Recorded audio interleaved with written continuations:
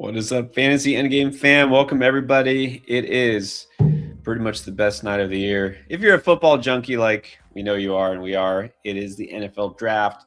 Only been waiting months for this day because this is where everything changes. Not only we get to see the rookies where they land, but the domino effect and rookie fever that always comes with fantasy football. So, Chris, how you feeling about this year's iteration of the draft? Is it going to be crazy, unexpected like usual? I'm sure there will be some unexpected picks as usual. I don't think it'll be too crazy this rookie class, at least for the skill players. Not very deep, not really very good, honestly. I do think I think we might see two QBs tonight. Obviously, I think we know Mendoza. I mean, almost 100% going to the Raiders at one. It would be a shock if he doesn't. But I think we might see Ty Simpson go in the first round too. I think Love is probably going to be the only running back we see drafted tonight. I think we could see 4, 5, maybe 6 wide receivers because teams are wide receiver heavy. Maybe a tight end or two, but I think that's really going to be it for the skill guys. Yeah, and it brings up the point of how many fantasy relevant players we're going to see. And, obviously everybody's got their opinion on which players are supposed to go where and how valuable they are.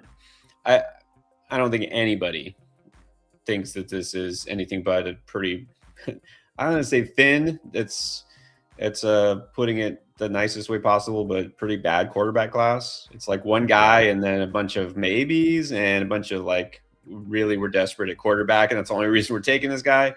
Running back, not very deep either. You have one potential stud, and then I mean, do you think we see any other running backs taken in the first round besides Jeremiah Love?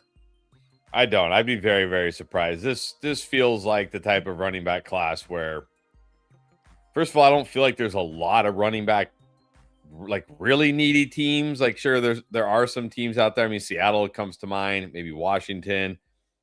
But I don't feel like there's teams that have like a huge gaping hole at running back necessarily.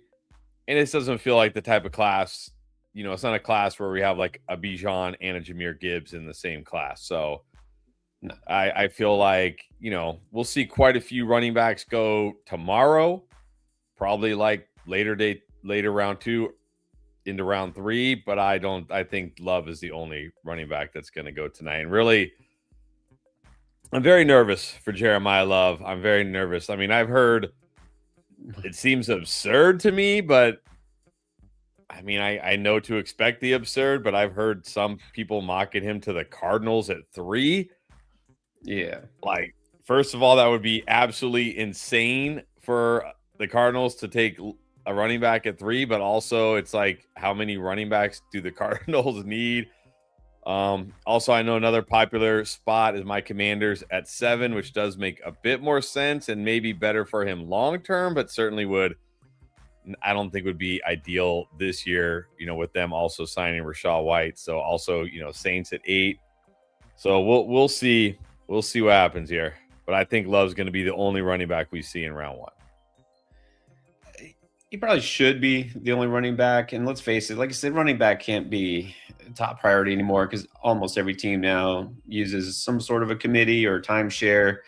If there was somebody worth it, the only other RB I've seen mocked sometimes in first round is his teammate, of course, in Notre Dame, Darian Price. And that's like the very end of first round. Maybe Seattle. A lot of people, connecting Seattle to a running back makes sense. No more Kenneth Walker. They don't really have any needs, obviously. I just don't know. I feel like this is always one of those things with running backs and receivers and these skill positions. It's like we want these teams to take it because that makes it more interesting, but doesn't mean that that's their first priority. And let's face it, those teams like the Cardinals and the Titans, they could use a running back. They got other needs too. Like that's not like the missing part to the equation. If only Arizona had a really reliable running back. For Cam Ward's sake, I really hope Tennessee loads up on the offensive line and maybe take his former teammate Francis Mauigoa. But anyways, or his other teammate, Ruben Bain. That would be nice. I mean, the Titans would be a terrible landing spot too. I mean, again, maybe it could be fine long term, but they still have Tony Pollard. They still have Tyjae Spears. And however good you think Jeremiah Love is, and I think he's very good, as we've seen with guys like Bijan Robinson when he landed in Atlanta with Tyler Algier. And I was one of the people, and Young Money saying here, Chris, are you serious? Do you think Rachaad White would hinder Jeremiah Love? Yes. I was one of those people that was like, Tyler Algier is dust now. He's done. Bijan is too good. And look at what he did when Gibbs was drafted by the Lions, even though they used a top 10 pick on him. David Montgomery hindered his upside in year one. I mean, sure, Jeremiah Love, like long term, the Titans might be a good spot. Washington might be a good spot. But for year one, Rachaad White, I know people are going to he's always going to get knocked as a ball carrier, which I understand. But he's a phenomenal pass catcher and one of the best pass blocking running backs in the NFL. That is going to keep him on the field, and that will hinder Jeremiah Love, at least because we're going to, wherever Jeremiah Love gets drafted tonight, people are going to expect this guy to just be a stud RB1 out of the gate, right? That's just how we feel about first round RBs. But yeah, like we just as like we saw with Genty last year, and he was getting all the work. Like we need these guys to be getting all the work if they're going to be studs out of the gate. Rachaad White's a vet. He's been good. He's not gonna. I'm not gonna say Rachaad White's gonna like be the lead back over Jeremiah Love, but if you think Rachaad White's just gonna stand on the sidelines and watch Jeremiah Love, I think you're underestimating Rachaad White and the way NFL teams treat rookies. I thought, after last year, like, why would they need a running back? They got Bill. Bill's the next. Yeah, Bill's still there. He's still there. He's on his rookie deal. We'll break down more running back, and I think Love specifically when he gets drafted, and then we'll talk about receiver. I think we should probably take this moment as we got 4 minutes, which, by the way, thank you. Props to the NFL for cutting the clock down to what was a ridiculous amount of time for a pick that these teams should pretty much know like what's going to be available. Thank you for making it reasonable. 8 minutes per pick. We can live with that. So I think we need to talk Mendoza. Right? He's going to be the number one pick here. He's going to go to the Raiders, right? No surprise. But let's talk fantasy because number one overall quarterbacks, they're going to be starting from the jump. There's going to be a lot of expectations. And then this is going to be hopefully a new era.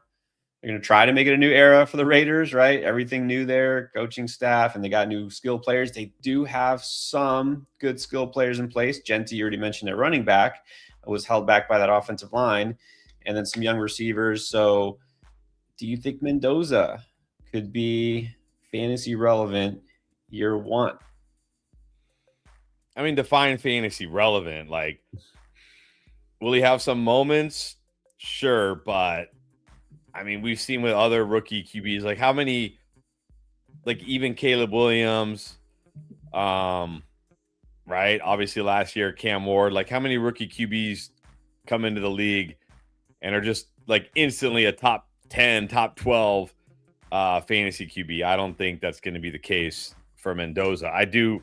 Some people saying, like Brian saying, do you think he'll sit for a year, let Mendoza sit? But who are they sitting him for?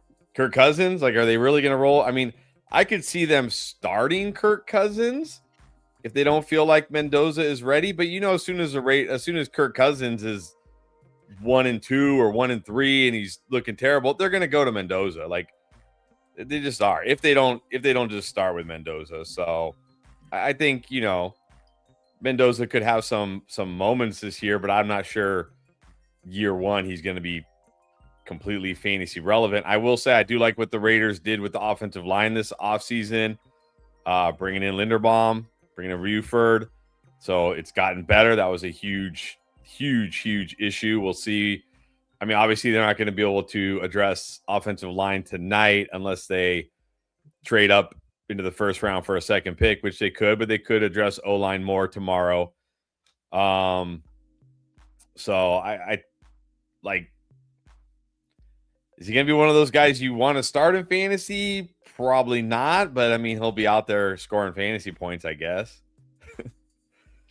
Well, the pick is officially in, and we have a shock. No, I'm just kidding. It's Mendoza. Fernando Mendoza is officially a Raider now.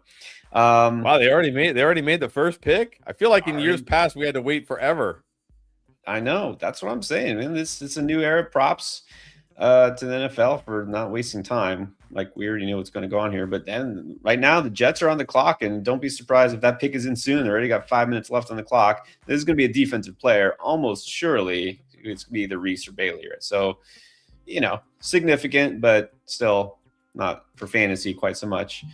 I'm just going to say this. The thing with Mendoza, finish on that, is you almost can't these days have a number one overall pick as a quarterback or anybody and just not start him right away, because then what are the optics? You're like, oh, this guy's not ready. He can't even start. Like, oh, you screwed up that pick. What's wrong with him? You just have to, right? You just have to learn trial by fire, which not great for fantasy prospects. Cam Ward, obviously he was out there running for his life, and he can do that, but he didn't have anything that you would even think of as close to fantasy relevant ever in a game, because he had nobody to throw to and offensive line was horrible. I don't think Mendoza's situation is that bad with Linderbaum. Like you said, at least they did address the offensive line, because that offensive line was one of the worst last year. So it'll be a little bit better situation, I feel like, than with the Titans. But we can't lie to ourselves and pretend it's great. He doesn't have a legit receiver, like a clear number one guy. But I do like Mendoza. I think he'll be serviceable. I think he'll be fine this year. He'll be a fine backup, a good number two guy for redraft leagues. So there he is. It's official. Mendoza is a Raider, and the Jets now on the clock. Any chance the Jets don't go defense here? It's the Jets. It's the Jets, so there's a chance. There's certainly a chance. I mean, it's the Jets, but I mean, take a punter. Definitely. Oh man. They're not that bad. Jets aren't that bad. Well, so the Jets, really the question is Bailey or Reese. You have any opinions on who you like better? Bailey, kind of the more proven. Reese has higher upside, compared to like a Micah Parsons, but maybe a little more raw. And some people have come to like the Jadeveon Clowney, where it's like you thought he would just be a monster, and he was good but never great. You know what I mean? If you're on the clock here, if it's your team or, you're playing GM, do you have a preference, Reese or Bailey? I mean, there's a part of me that says just go Bailey and just take the sure thing. But I mean, man, you're the Jets. Like, you might as well go for it, right? You might as well go for a potential game changer. The Jets have 2 picks in the first round this year? 3? 2 picks? Like, why not? Shoot for some upside here. Not that Bailey doesn't have upside, but like, I think Reese has a potential to be, like, they both have the potential to be good, but Reese has the potential to be better. So give me the guy that could potentially be better. Reese, you got another pick here, like kind of middle-ish of the first round. So, I mean, come on. In fact, literally in the middle. They're 16. You're the Jets. What are you doing? Yeah, that's exactly what Jets fans ask every single year. What are you doing? We'll see what they do. It's interesting because I thought the pick is in. Oh yeah. Oh, I mean, it wouldn't shock me though if they go like Carnell Tate here. I've heard rumblings that they really like him, and it's the Jets, but I think Keith is like, you know what? They might as well just take a running back here. Oh man, Jeremiah Love here would break the draft. It would. I don't know if I'm ready for Jeremiah Love to the Jets. No. Let's see what happens here. You know me. I'm a Dolphins fan, so I really hope that whatever pick they make is really bad. But let's see. They're about to announce it. I don't know. I just think it was interesting because as soon as the season ended, it was like foregone conclusion. It's Reese, right? Arvell Reese, like the best prospect in the draft. He's not going to go number one because it's got to be a quarterback, but it was Reese. And now it's like, well, maybe it's not Reese, maybe Bailey. So I just think it's interesting how that shifted. But yeah, it looks like they picked Bailey. It's Bailey. It is Bailey. Wow. See, I mean, look, You can't argue with that. This is actually a smart pick by the Jets, and it looks like a Yeah, guy who should just come in and contribute right away. exactly. Exactly. I think as long as it was one of those guys, couldn't really do too bad. Yeah. Yeah. Not like Reese would have been a bad pick. Now is when it could get interesting. I would be surprised if the Cardinals went running back at 3 overall. That just seems a little desperate to me. It's especially with Reese on the board, a guy who could be a generational pass rusher with other needs, offensive line. You cannot ever go wrong with a stud offensive lineman. I mean, you really think they might go running back here? I would. I mean, again, it would be as shocking as if the Jets did it. I don't think so. Like you re-signed Connor, you still have Benson there on his rookie deal. You signed Tyler Algier. Like, okay, I get like Connor's getting up there in age. Benson, who knows? Algier's whatever he is. But I mean, I can't imagine if you're the Cardinals, you're looking at your roster and saying that's a massive hole for us. Like they have way bigger holes. I think you just go. I think if I'm the Cardinals, I just go Reese here. Yeah, I would be pretty shocked if they did go RB. And look, Jeremiah Love, clearly the best running back in this class. Is he like a no, can't miss, no doubt, generational, like Saquon Barkley? Like, is he the next Saquon Barkley? I didn't get that vibe from him. I just don't see it. I just kind of reeks of but even if he is, I mean, okay, like look at Bijan Robinson. Like Bijan Robinson, arguably right now one of the best players in the NFL on offense, one of the best offensive players in the NFL, regardless of position. Probably easily the best running back, can do everything. Has it helped the Falcons? Not really. Not that much. Right? Like, to me, like a guy like that is like, it's like when Saquon went to the Eagles. You take an already very good team and then you add that dimension and now they become unstoppable. But when you have needs like your defense can't stop anybody, you know, your O-line, like we saw with Genti last year, your O-line can't block anybody. Running back just is not the need. That's actually probably the best comp there is, talk about Saquon. Saquon with the Giants didn't move the needle a whole lot for that franchise. You know, he was great. Like, he wasn't the issue. It's not he was disappointing, but it's not the most critical position and definitely need for these teams. So they still got a couple minutes left before we move on. I think this is a good time to say what is up to everybody who's on here. Thank you. What's up, Young Money on here, nice and early. Other John, what's up? Python is in the house. Let's see. Anybody else? Keith, of course. I said hi to Keith. Brian, what's up, Brian? How you doing? And we actually have it's already started. A not new member. It's John Wickering. No, John Wickering. What's up, John? For another 18 months just to keep it going. I think John at this point has his membership through like the year 2050 with all the months he keeps adding. But thank you, John. We always appreciate you. Appreciate all of you. Good to see you guys. It's been a long time. I feel like for the first time since I guess the Super Bowl, feels like football's back. Like it feels like football's back. Like I'm finally ready. I'm finally ready to like start drafting again. I feel like football's back. Yeah, because let's face it, it's just a lot of what ifs and maybes and like nothing happening. And these days, it's to the point where I don't even want to see another mock draft. Like, let's just get to the actual draft, because you're gonna see 1,000 mock drafts and they're all different. I saw people dropping mock drafts today. I'm like, come on, the real draft is today. Do we really need another mock? Thank God. It's almost the best thing about it is that we don't have to guess and mock anymore. By the way, am I understanding this right? Are the Cowboys potentially going to trade George Pickens? Well, there was some noise about that. They're saying yes, he's going to be franchise tagged, and basically like, no, you're not getting a deal. I don't know. I mean, you think he's going to complain his way out? It's George Pickens. If anybody could do it, it's George Pickens. Good point. Him and AJ Brown, they know how to play the game.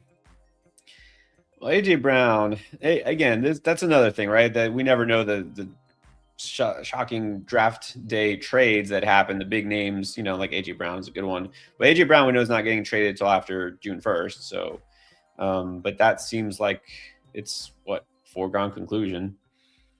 Right. It's just a matter of who, where. Yeah. Well. Yeah, Pickens signed his tag today, but that now opens the possibility of them trading him. Of course, I don't know if the Cowboys have any desire, but yeah, it almost makes it more likely he gets traded because they're not getting, like they already said, like you are not getting a contract extension. You got to prove it to us this year, and players don't like playing under the tag for obvious reasons. So yeah, it doesn't mean they're going to do it, but it's a definite possibility. I will say I'm a big fan of this faster clock. Yes, me too. Big fan. I feel like in years past we would be streaming. It would be like a 4-hour stream for the first round. We're already basically through 3 picks. I like this. Oh yeah, I'm telling you, they did. I mean, if you don't have your homework done, if you don't know who's going to be available and what pick to make, then especially if you're an NFL franchise. Oh my gosh, they actually took Jeremiah Love. The Cardinals. I'm seeing the pick. This is the stream, right? My live stream here on ESPN. So Roger Goodell is now announcing it. They actually you gotta be kidding me. They actually took Jeremiah Love. Oh my god. And like the only reason I'm not even more shocked is because I've seen it mentioned and mocked, and people have said like this could happen. I'm like, yeah, that makes sense. Wow. So Jeremiah Love, 3rd overall. Reactions. We got some reactions to this. I mean, that's first of all. Pick? Well, I mean, I think Jeremiah Love's going to be a great player. So it's hard to ever say drafting a great player is a dumb pick, but man, when you're at pick number 3 and you have such huge needs, I don't know. We'll see. He's going to have to be insanely good. Saquon Barkley was taken, 2nd overall? I think, is this the highest a running back's been taken since then? When was Bijan taken? He was like 6. Yeah. I was like, this, he better be generational if you're taking him that early with those needs. And who's the quarterback? Is this still Jacoby Brissett? Jacoby Brissett, although he's trying his best to upset the franchise and not be the starter, which I don't understand. It's like, dude, you're getting a chance to be the starter. It's like, yeah, he's complaining. Oh, man. All right. Well, fair question. Does this mean that Connor is gone, or is he just there sitting? Restructured his deal. Yes, it's veteran depth. Like they literally restructured his deal this year. It's crazy. To keep him on the team. I'm gonna say they signed Tyler Algier. Yeah, they did, didn't they? Go Cardinals. Look, there are some franchises that just seem kind of like lost. I feel like Arizona is one of those. I don't know. Genty was taken 6th overall. I don't know. I don't think he's better than Genty. I don't think he's better than Bijan. Now I get it, it's more about the fit and everything like that, but I just number 3 overall, really? Yeah, I don't see it. Yeah, I mean, again, I remember. I remember when the Lions took Gibbs at 10 and we thought that was too early, but the Lions had a lot of good things in place. Like the Cardinals have so many weaknesses. I just don't. Oh man. I don't know. I mean, you cannot feel as good about, I know, we got some dynasty players on here. We got redraft players on here, but I mean, in Dynasty, I think Love probably still is the 101 because, like, are you really taking Mendoza over him? Are you really going to take any of the wide receivers over him? I don't think so. No. But how good can you feel about Love in year one? Arizona doesn't exactly have the best offensive line either. And it's like, we already saw what Tyler Algier did to Bijan. James Conner is no slouch.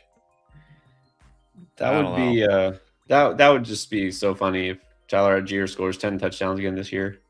Jeremiah Love owners are like, I mean, it wouldn't shock me. Wouldn't shock me one bit. No. Look, I don't know if I could say I would be officially out on the number one running back taken, but if you think relative to where he'll be drafted, I don't think I'm going to have as many shares as anybody else. Exactly. And I'm only talking redraft here. Obviously, Dynasty, it's different beast because Connor could certainly be gone next year. Benson could probably be gone next year. I think is it only a 1-year deal? What did he sign for? A 2-year deal. So, I mean, okay, you might have to deal with Algier for a couple of years, but Dynasty is still a ton of value. Yeah, definitely RIP Benson. But how it works in redraft. It doesn't matter. People can't help themselves. Like, he's gonna go late first, early second, just because. You know what I mean? It just is, and I think in redraft that's going to be too high. It's going to be too high. Yep, I completely agree. I'm rarely completely out on a player, but out based on ADP, I'm pretty sure I'm going to be out on Jeremiah Love. And all the rookies, not even just running backs, but that these early rookie picks almost always get taken too high because the expectations are too high. Just think Marvin Harrison in Arizona a couple years ago, right? He creeped up into the end of the first round in some drafts, early second round. Wasn't worth it. So I don't know. It's going to be absolutely a make or break pick, and make or break for the Cardinals, that's for sure, but also for fantasy. Man.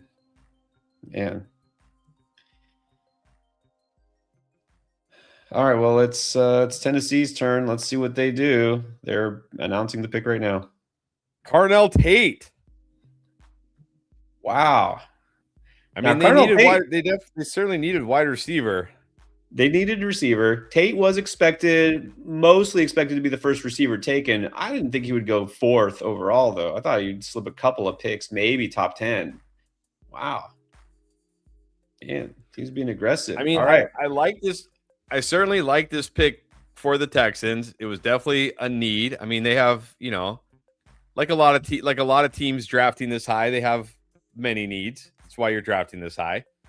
But look, Cam Ward needs a weapon. Chimere DK, Alec Ayamanor. Calvin Ridley's still there. Yeah, Calvin Ridley. Come on, Calvin Ridley. Like, he needs a weapon, right? He needs a weapon. Tate's a guy I feel like he can be a true number one wide receiver in this league. Is this great for him year one? I don't know. It feels a little similar to like McMillan last year, right? Where it's like, okay, he's clearly going to be the wide receiver one, but how good is this offense going to be in order to support him? So, I don't think this is a terrible spot for him, but also not necessarily the best. Definitely not the best for fantasy. I was really hoping. Young Money asked earlier who I wanted Washington to take. I was hoping Tate would fall to them at 7, and they would take Tate because I think he'd be a perfect, compliment to Terry for one more year. I think Terry's got one more year on his deal, and then he becomes the guy. But Tennessee definitely needed a guy, so this is just a smart pick. I would have preferred for them. I just think offensive line makes too much sense. You could get another receiver later. This isn't a super deep receiver class, though. So I guess they just want to make sure they got a stud. Right, which is why I'm okay. Like, I guess you can make the same argument with Love. Like, it's not a deep running back class, although we know having an elite wide receiver one is way more important than a running back. in the NFL. But yeah, I mean, I don't think this is bad for the Titans at all. I think this is a good move for them. They needed something. You can't have Cam Ward out there throwing to nobody. Right. It is good for Cam Ward. Fair question here. Other John saying who's the better prospect, Tate or Harrison? It was definitely Harrison, right?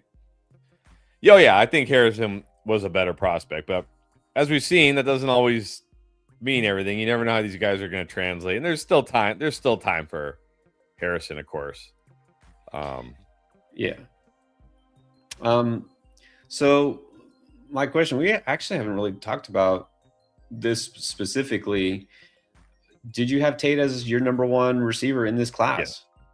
I did. I thought he was, I don't want to say like clearly the number one in this class for me, but he was my number one. Like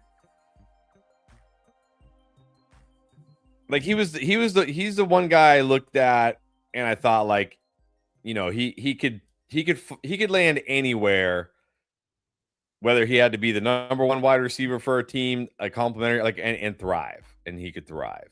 Whereas a lot of the other guys, I feel like they need to be in the right situations. Like some of these guys, like I think Keon Coleman's a great example, and there's many others, but he's just the one that always comes to mind.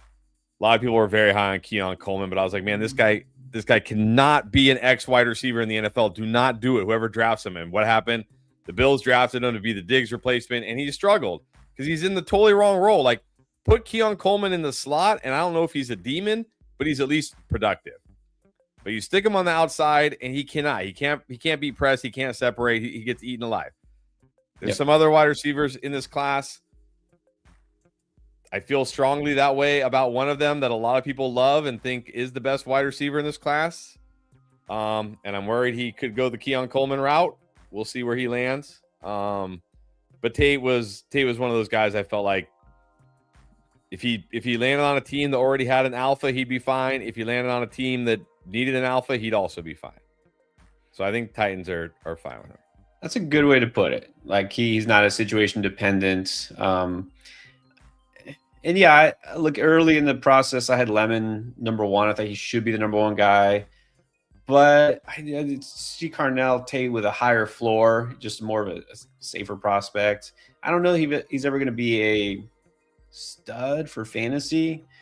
I don't know. It's just interesting, too, because he wasn't even the number one receiver on his own team in college. I mean, he's coming out next year, Jeremiah Smith, who's, I mean, could potentially be well, hell, Carnell Tate with number 4. Why wouldn't you say, hey, maybe Jeremiah Smith should be number 1, if not for a quarterback?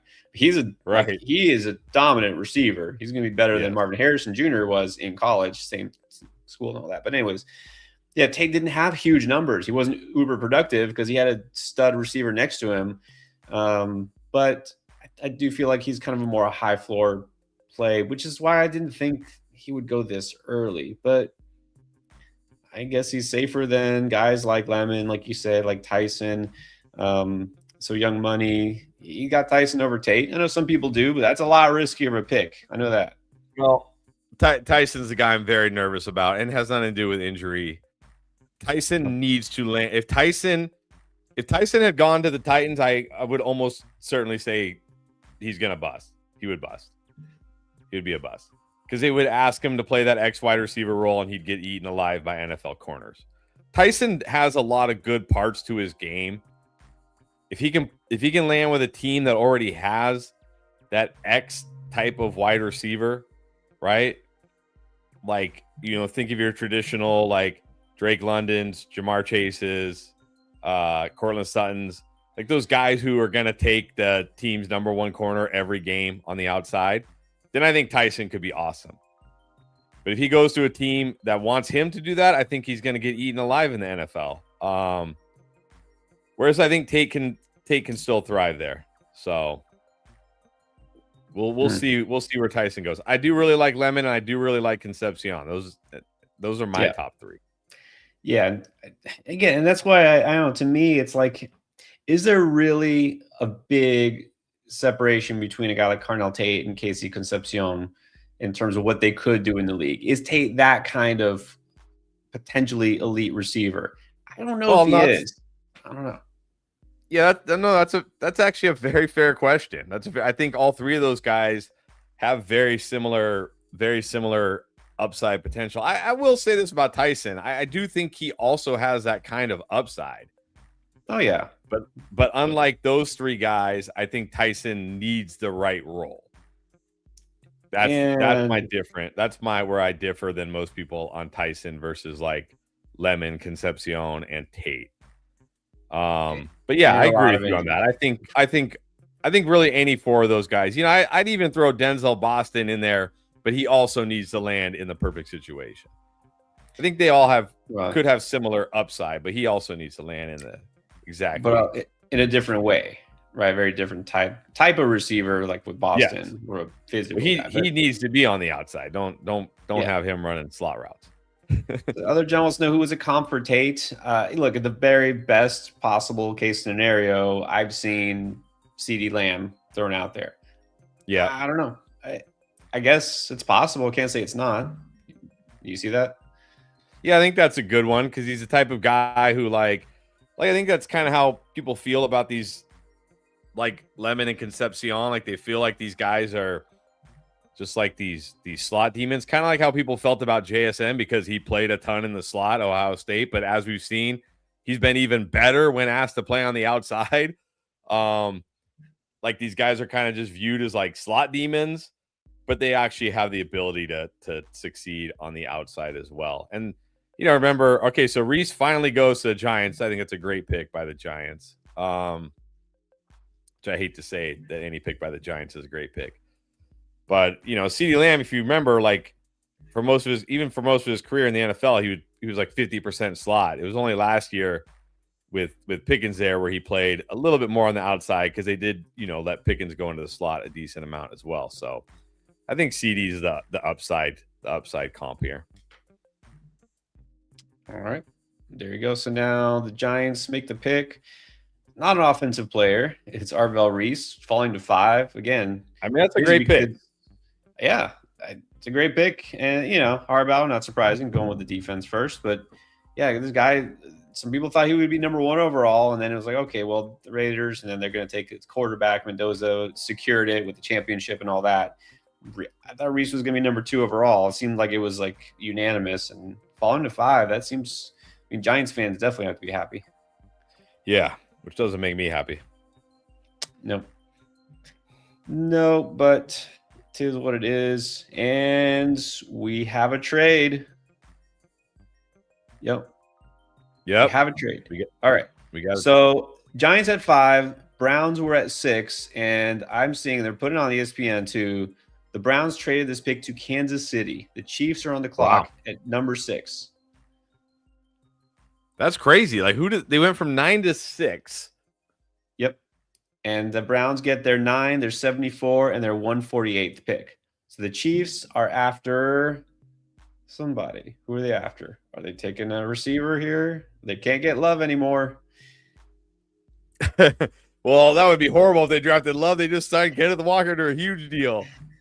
What are they going to do? I mean, it seems like my Goa, however you pronounce his name, the top offensive tackle here, probably makes a lot of sense. But do you need to trade up? Is that what you're trading up for? It's someone that they really want and are worried that either the Commanders or the Saints would have taken. I mean, I could see either of those teams drafting them. I mean, they both have offensive line needs. Very interesting, though. Chiefs making a move. It's, you know, we're not used to seeing the Chiefs even draft in the anywhere near the top of the first round. So I guess this is new to them. I mean, I think offensive line makes a lot of sense here. Like, you know, you just sign a running back to help take some pressure off Mahomes, bolster that offensive line.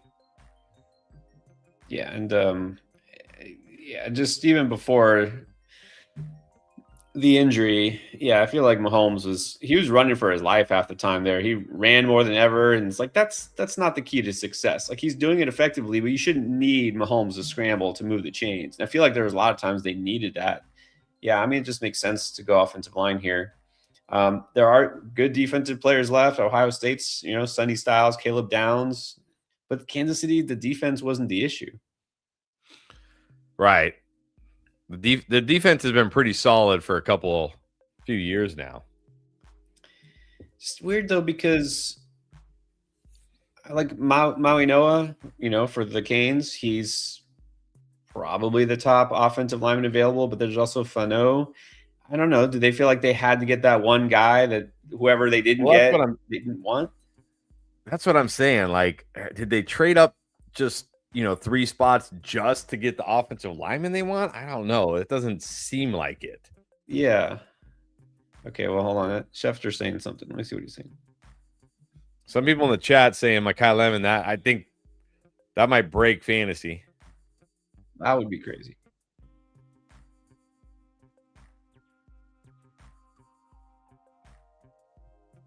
Well, he didn't really tell anything. He just said they need help in the pass rush in the secondary. I mean, look, I'll just say this. But again, did they trade up 3 spots to get like the top corner in the draft? Like, do they feel that?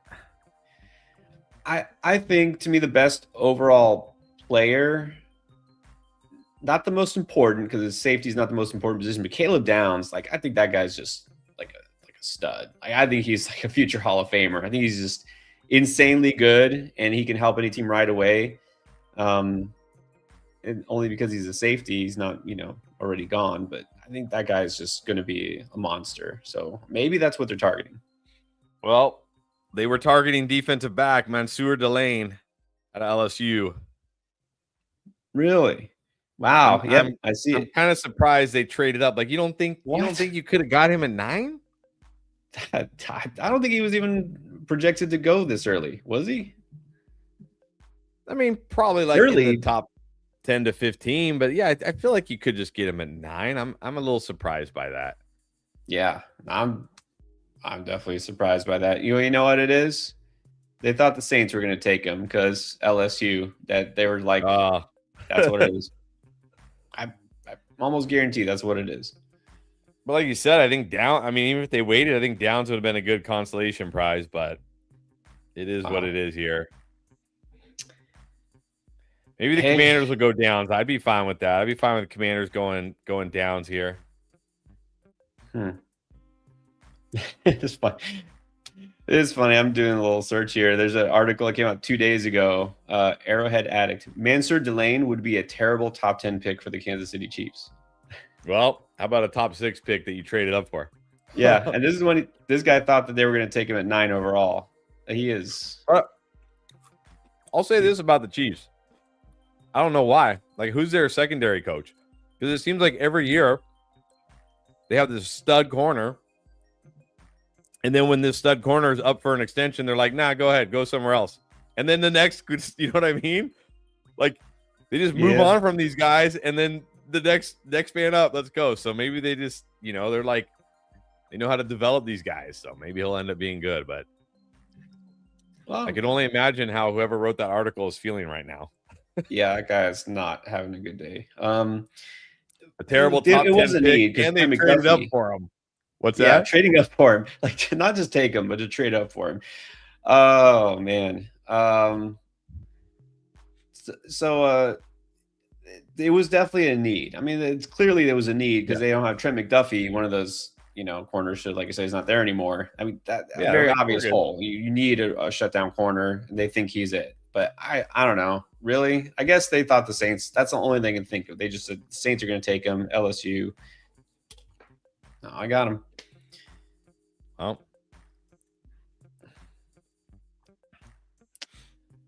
All right. Well, already got some surprises. It didn't take long. What's up, Ninja Finessin in the house, making the comp that nobody at all will hate. From Jeremiah Love to Caleb Johnson. Nah, I don't think he's gonna be chilling on the bench. You don't draft a number 3 to chill on the bench. But I also think we're gonna see way more James Conner and Tyler Algier than people want. Yeah. Yeah. Caleb Johnson. Oh, I liked Caleb Johnson till I saw him play in the NFL. Man. All right. So let's see what's going on here. So now we got the Commanders. What's your team going to do? Pick his end. Yeah, I'm hoping for Downs here. That'd be very nice.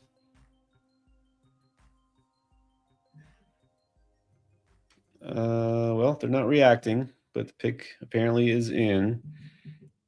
Oops.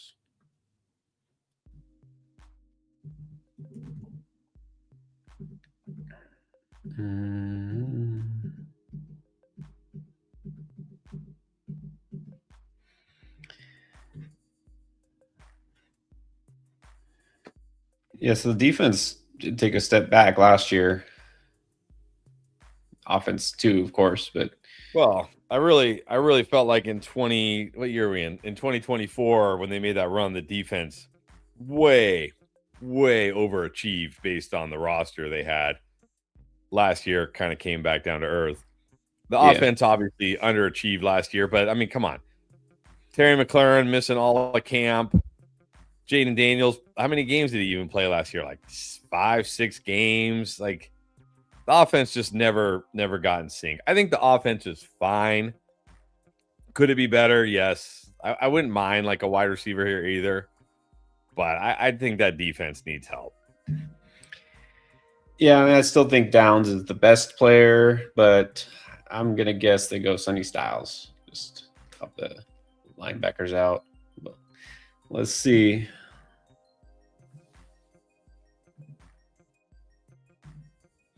Pick his bet in for, yep, you were right. Sonny Styles it is.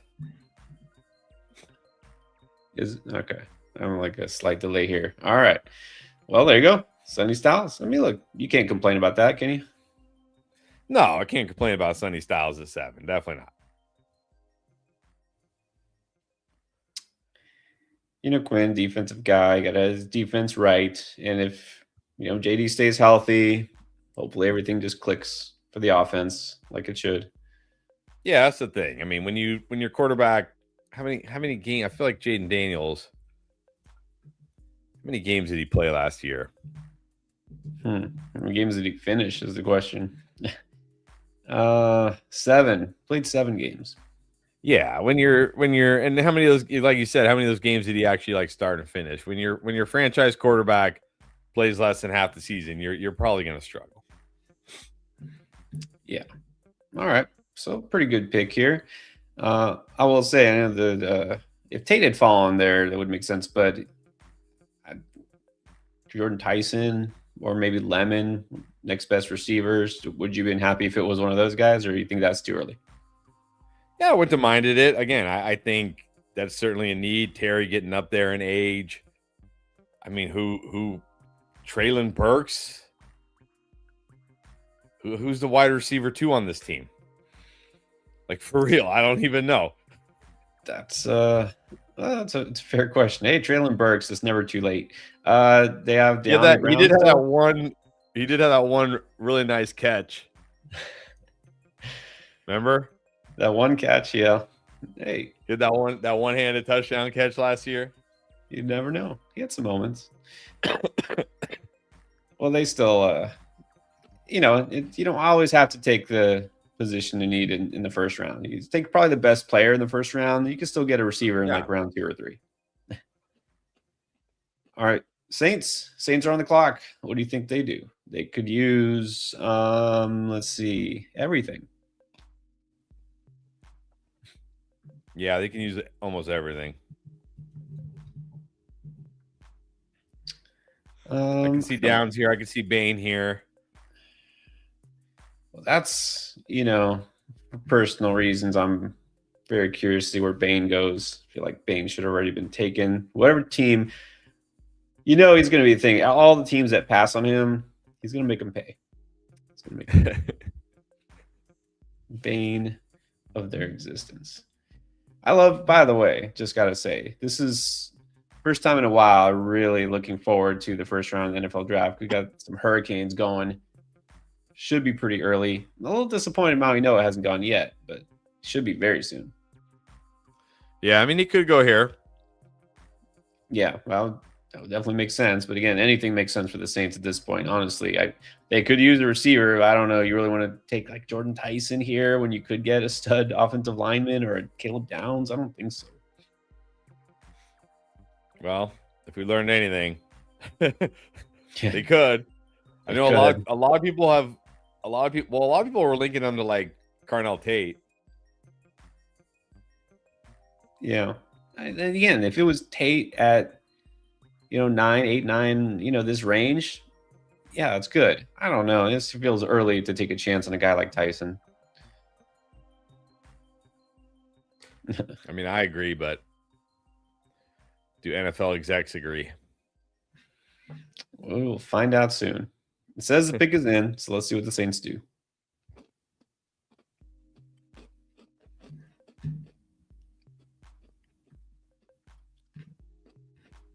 I remember it used to be that offensive line. It was like the staple of the top 10, right? Like, take your safe pick. Nope, not anymore. He's saying it's Jordan Tyson. Is it Tyson? I haven't seen it yet. Let's see. What is that?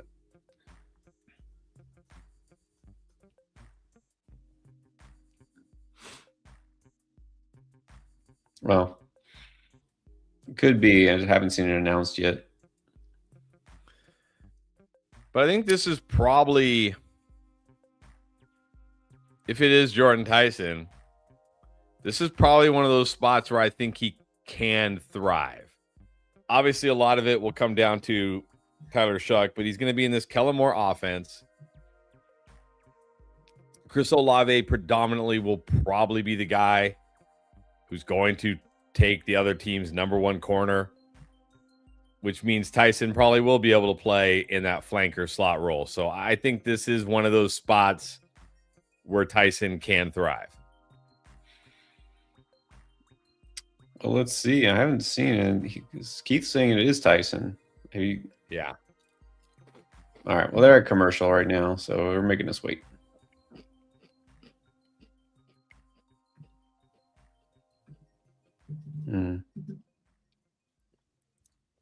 Trying to get on Twitter to see, but I forgot I don't have an account anymore.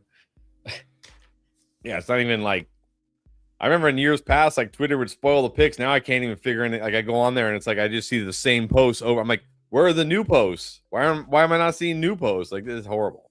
It's horrible. Which is why I didn't even bother. Which, by the way, anybody, if y'all did follow my Twitter, finally, after how many years, finally got hacked, and Twitter support was absolutely zero help. So I just gave up. Like, I'm done. So no Twitter. It's not even the same. It's been dead for a couple of years now anyway, so it's like, it has. Nope. Actually, you know what? Let's see if Blue Sky has anything. Keith, I know you're on Blue Sky. Maybe that's where you're getting it.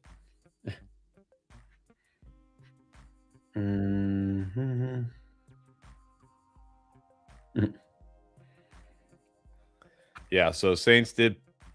It looks like it is official. Tyson.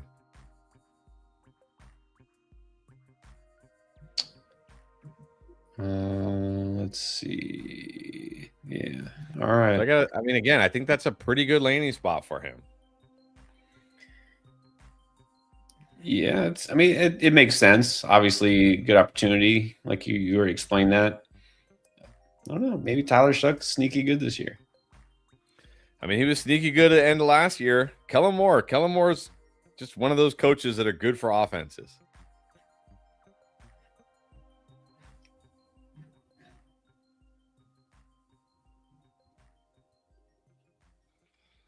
Well, now I'm on Twitter. I'm already seeing the Browns pick. So they're like, why are they so far behind?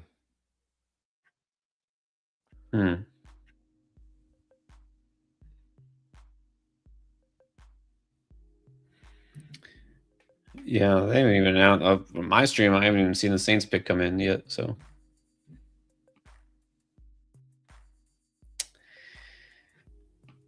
all right.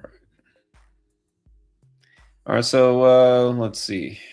We got he's coming out now. So we got Jordan Tyson now to the Saints. That means we got Tate also gone. I mean, I think it's pretty safe to say Tate over Tyson at this point. Where do you think Tyson belongs in redraft? Anywhere even near the first couple of rounds, first few rounds? I don't know about that. I mean, remember, Olave is still there. Olave's a stud. But I certainly think like it almost kind of feels similar to when like Addison went to Minnesota with Jefferson there. Like he's gonna have some spike games. Like I think he'll be a great best ball pick. I'm not sure, in redraft. He'll be one of those guys that you'll probably like. Yeah, you'll be too scared to bench him, but you'll also be kind of like nervous to start him. That sounds about right. Yeah. Now, did I see this right? Did the Giants? We've got some trades. Looks like with a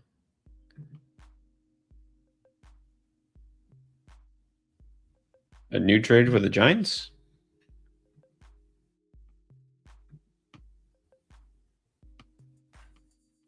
That's what ESPN's showing, but I don't know.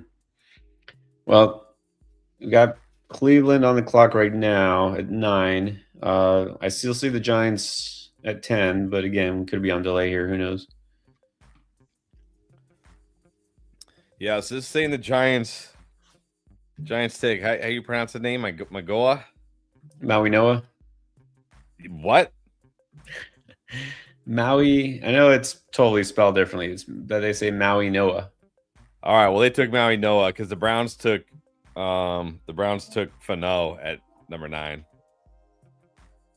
All right. Well, we'll see. I haven't seen an update yet, but it seems like they're way behind here. Yeah, you're going to be hating to face the Giants now.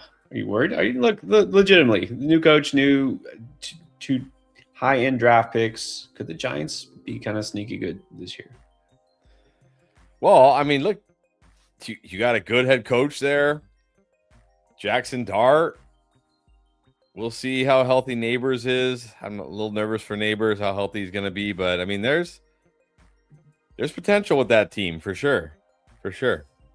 There is. I mean, that's the thing. I realized last year lost cause because of injuries, but Dart to Neighbors, they do still need a better running game, but they could address that later.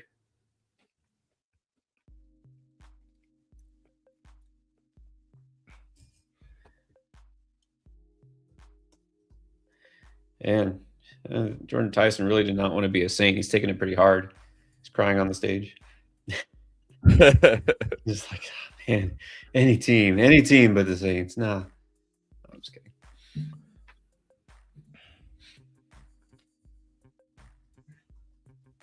Hey, there are worse teams. At least you didn't go to the Jets. I would be happy to go to the Saints, especially with Kellen Moore there, man. He's an offensive guy. Yeah.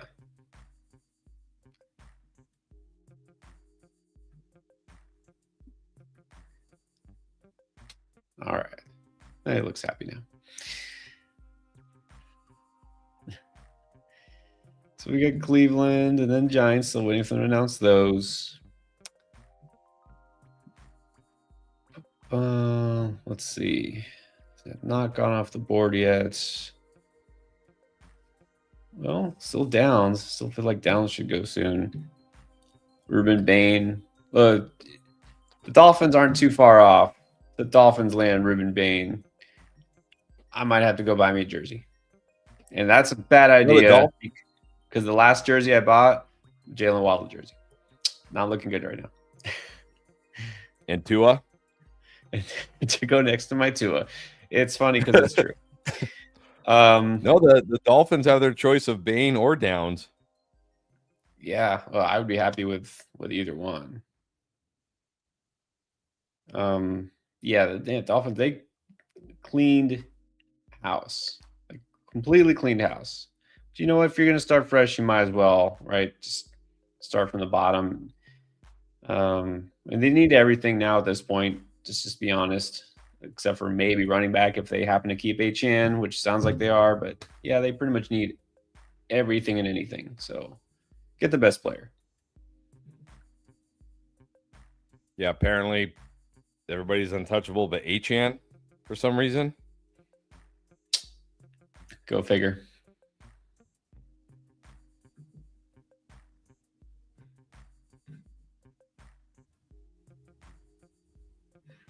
Yeah, so I feel like these next couple of picks, we should see some of these O-line and D-line go downs also.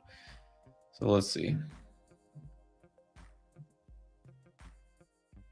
The Browns pick has been in for the last 42 minutes.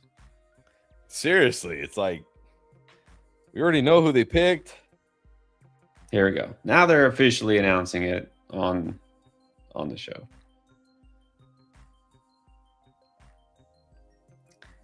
And Spencer Fano. All right. Safe pick. Pretty safe pick there. Yeah, I think a good pick. They certainly didn't they lose their entire offensive line this year? Pretty much, yeah. All right. Yeah, that's fine. We don't have to worry too much about what the Browns do. They'll still somehow be insignificant. Yeah. They needed offensive line. They really did. So that's good. Is it going to be? Here's the question with the Browns. I can't believe I'm saying this because it's a real thing. Is it going to be Shadur Sanders, son of Dion, or is it going to be Deshaun Watson? Oh, they can't really go back to Deshaun Watson. I mean, I guess they can, but man, there's rumors. I mean, he's still under contract, so why not? Yeah. No, not buying low on Dynasty. Definitely not. Definitely not. The window is only going to be open so long. All right. Well, I think it's probably going to be Shadur Sanders. I hope it's Shadur Sanders. No, Keith, I do not have an Achane jersey. That would have been a smarter purchase than my Jalen Waddle jersey, but did not foresee Jalen Waddle getting shipped off. Did not see that coming. Nope. Oh, wow. I didn't pay that much for it. Don't worry. It's not a real one. And then, well, there you go. Back to back. Offensive line, Francis Mauigoa to the Giants. I don't know. That's a smart pick. Kind of scary to see the Giants actually making not one but two really smart picks early in the draft.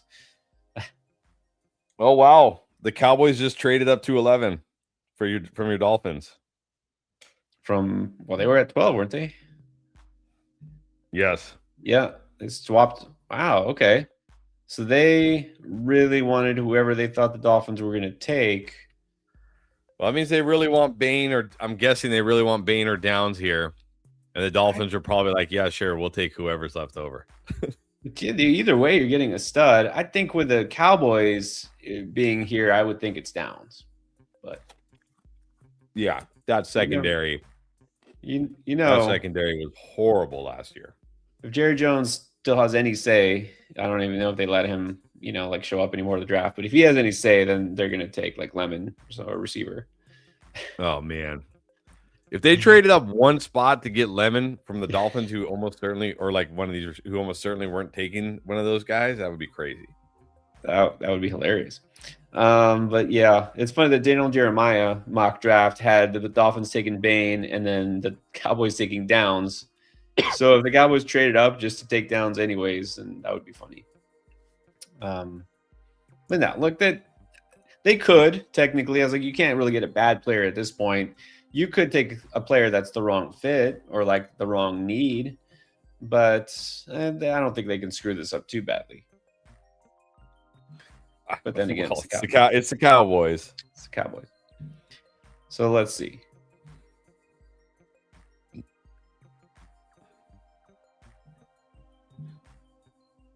All right, so we got our first Kane off the board. It's Maui Noah. Bane not too far behind.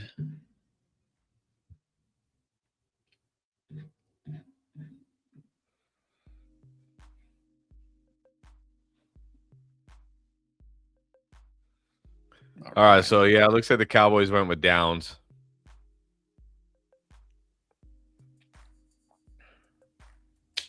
Look, that's a difference maker. I hate to give the Cowboys props, but he's telling you he's going to be a stud, and it's a smart pick. I don't know. Did they really feel like the Dolphins were taking him? They could have. I mean, they definitely could have. I mean, they definitely could have. You got to think the Dolphins were going to go Bane or Downs. I mean, you got to think the next two picks were Bane and Downs in some order. So, oh man, if the Dolphins go screw this up, take the hometown boy. If they do not take Bane here, I will be kind of pissed, because it's too obvious. It's in your lap.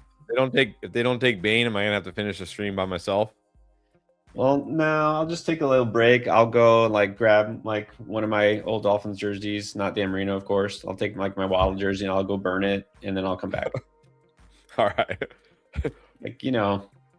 A spiritual cleansing kind of thing.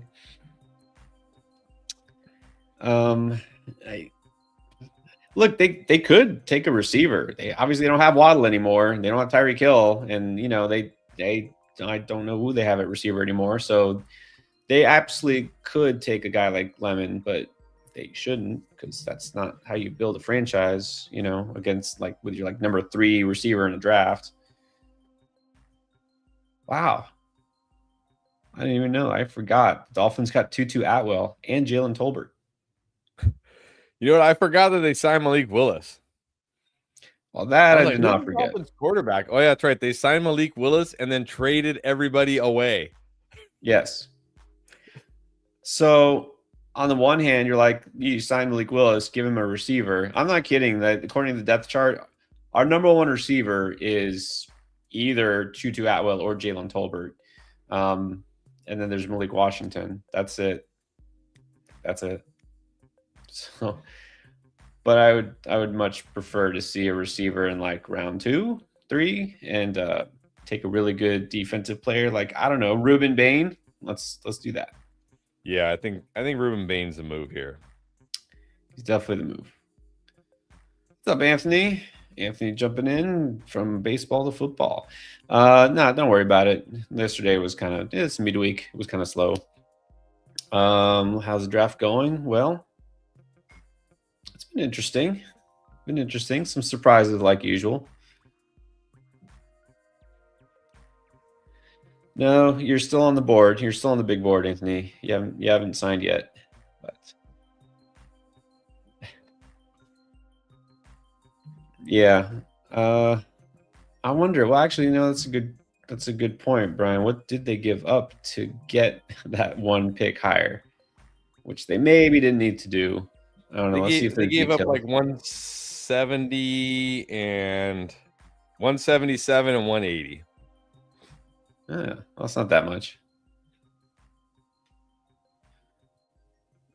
To get the player you really, really believe in at a position you need, you know what? That's actually not too bad, because it was only 1 spot.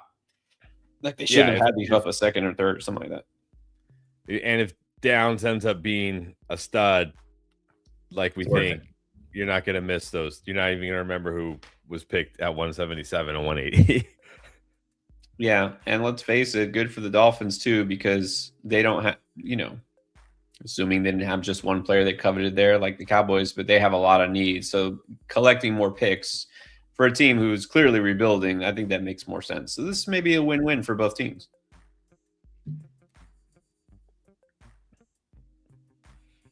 Two-fifths. Yeah, 2/5. Nobody's going to complain about that. What's up, Andrea? Also in the house. All right, well, they're at commercial break. So we're gonna have to wait a little bit for this next pick. But Cowboys got their guy.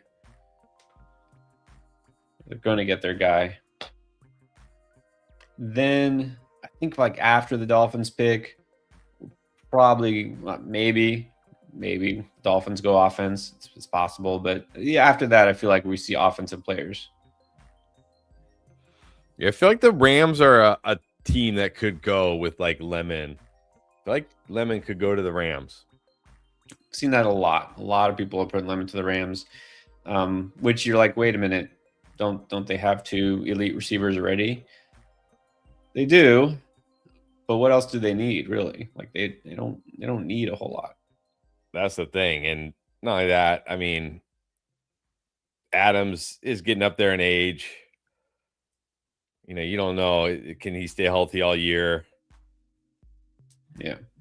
And then never a bad thing to have another weapon. Well, and then what's going on with Puka? He's a little off. Yeah, I mean, you know how this ends. He'll be fine. I hope so. I mean, yeah, we saw this coming. There was some weirdness throughout the end of the year. So hopefully he gets it right. I mean, look, you want the guy to get right and to succeed. So hopefully. It's Caleb Downs. I hate it because I live in Cowboy country here in South Texas, and I'm not a Cowboys fan. So seeing the Cowboys do good things, a little irritating, but this was a great pick. I really think Caleb Downs is going to be a monster. So hate to say it, but good move by the Cowboys. Sorry, Brian. We've had 4 Buckeyes drafted in the first 11 picks, and they still couldn't win the national championship. You know why? Because they ran into that man, Ruben Bain. That's what it is. Honestly, not as good as the 2001, best college football team ever to exist, Hurricanes, but that defense just destroyed Ohio State. It almost won the championship because it wasn't the offense, right? We barely put some points on the board at the end. We kept us in it, but almost got the championship. But oh well. Yeah. Bain is. I just like to rag on Ohio State anytime I can. Oh yeah. There's nothing wrong with that. I got no problem with that, trust me.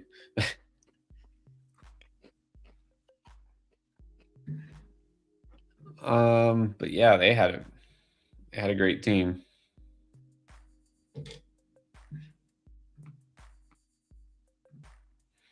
All right, it does say the Dolphins pick is in. I'm hoping it's Bain. That's all I can say. Just hoping it's Bain. Who else would they even take that would make sense here? I don't even know. Yeah, I know they need everything. I guess they could go offensive line. They got like Proctor, but that's boring. I mean, the Dolphins pretty much need everything but running back. Yeah, but just Bain is so obviously the best player on the board. If you don't, he's just the best player left. He just is. It's too obvious. Come on, keep him there. Well, I haven't seen who the Dolphins picked at 12, but I'm seeing reports that the Rams are taking Ty Simpson. Really? Wow. And apparently Sean McVay told Matthew Stafford today of their decision, but made it clear it's for whenever Stafford decides to move on. I would think so. Having a QB competition with Ty Simpson and Matt Stafford seems a little weird because why would Stafford still be in the league if he's not going to be the starter? He'd be like, peace, I'm out.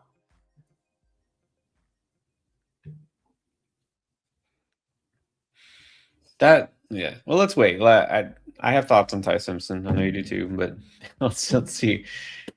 Now, I really hope the Dolphins don't take Ty Simpson. I really hope they don't. I know they shouldn't because they got Malik Willis, but just put it out there. If that happens, I will rage quit. I will walk off.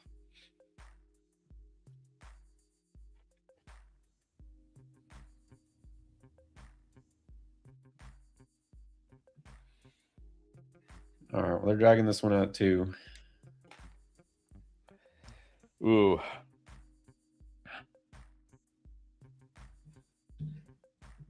Is it bad news? Something happen? No, nothing happened. I don't think you're gonna like the pick. So you're telling me it's not Bane? It's not Bane. Wow. You have the layup there. You miss it. All right. Well, they're about to officially announce it, at least on my end. Let's see. And I'm just gonna say that the whole thing with Bane, like the arm length. At what point do you just look at the fact the guy dominated every single team he faced, including the best teams in the country? But this is like people worrying about QBs. Remember, people were worried about Joe Burrow's hand size. Exactly.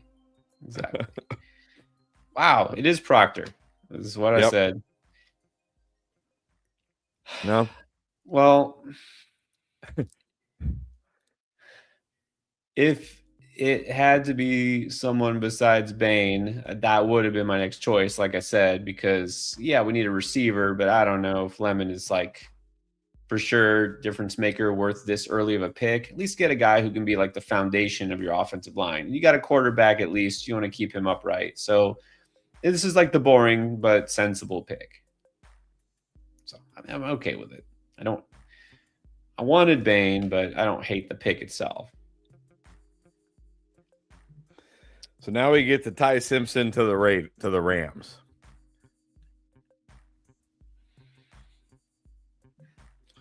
It's like a done deal or what? It's a done deal. I mean, the pick's not officially been announced, but it's in. It's in.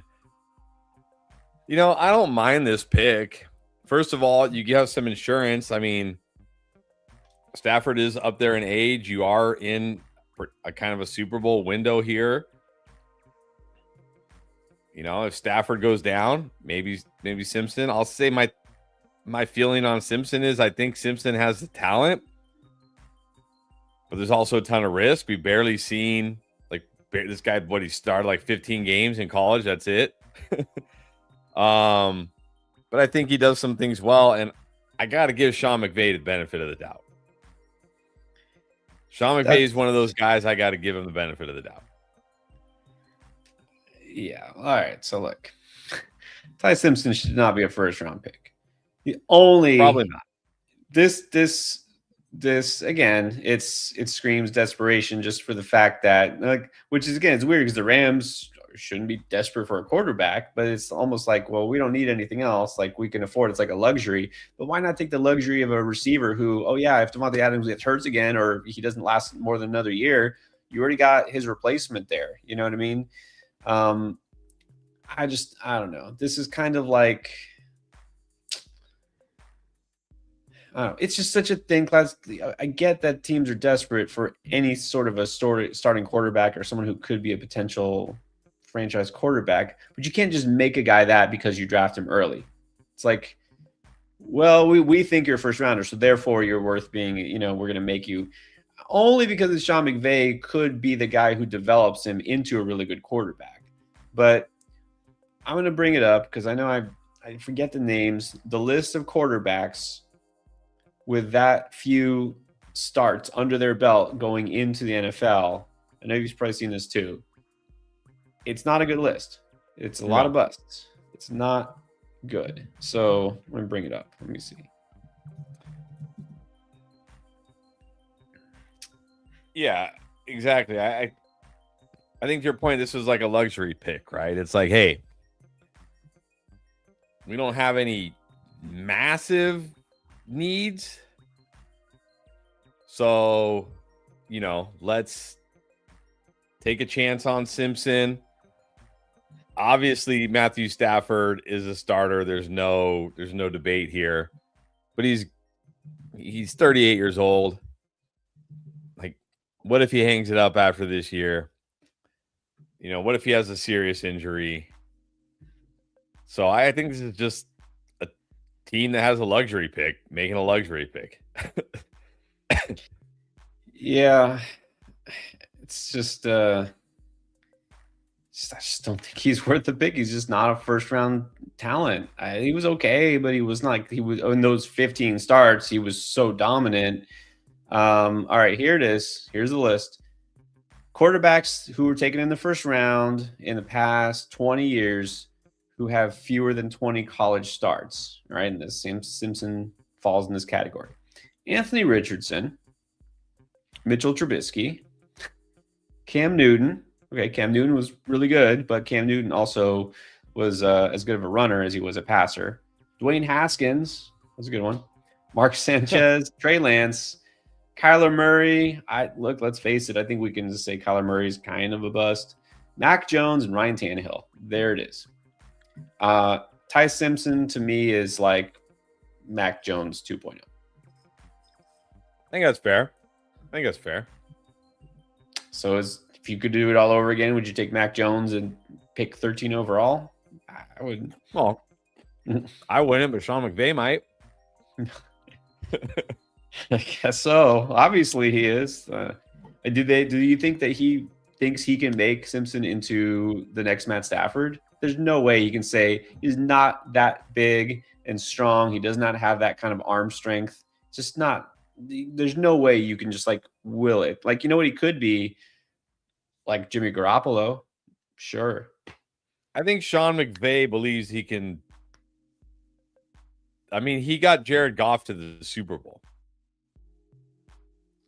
Goff is a decent quarterback. He's still put up decent numbers in Detroit. Like he's not elite, but he's not bad. He's kind of like in the middle. I think Goff is a good quarterback. He's okay. He's better than like half the quarterbacks in the league. I view Goff as like an average NFL quarterback. Well, I think back in the day, he would have been considered an average NFL quarterback. These days, I think he's better than half the other quarterbacks in the league. Like if you put Goff, like, you know, on the Titans, I think Goff's terrible. You put Goff on this year's Dolphins, he's terrible. Yeah, well, yeah, probably. I think he makes the team a little bit better than they would be with another quarterback, but he also, of course, his numbers go way down. But yeah, the supporting cast he had with the Rams and the supporting cast he has with the Lions, I mean, that's a fair point. He got great offensive line, good receivers, and all that. So, I don't know. I don't think Simpson is even the next Goff. Well, I don't think so. I think the nice thing about the Rams picking Simpson is we don't have to talk about Ty Simpson this year. That's true. That is true. We know the fantasy. Unless Stafford goes down, and then, of course, everybody's going to be asking about Ty Simpson. But yeah, no, the Rams picked Ty Simpson. That's why we're talking about Ty Simpson. Yeah, so it says the Rams pick is in. They just come back from a commercial, so it hasn't been officially announced, but let's see. Yeah, that's a good point. To Keith's was saying Stafford has that toughness. I don't just mean physical because he's a big guy for a quarterback, but that he has mentally tough. I don't know. I mean, we'll see about Simpson, but how do you know? Because you haven't seen him start more than 1 year. You know. True. Oh, he's there. I thought Ty Simpson wasn't going to be in the draft in person. He was there in person? Yeah, they just showed him. Well, then he must have known something. So, yeah, the NFL knew the Rams were taking him? They know everything. It's all planned ahead of time.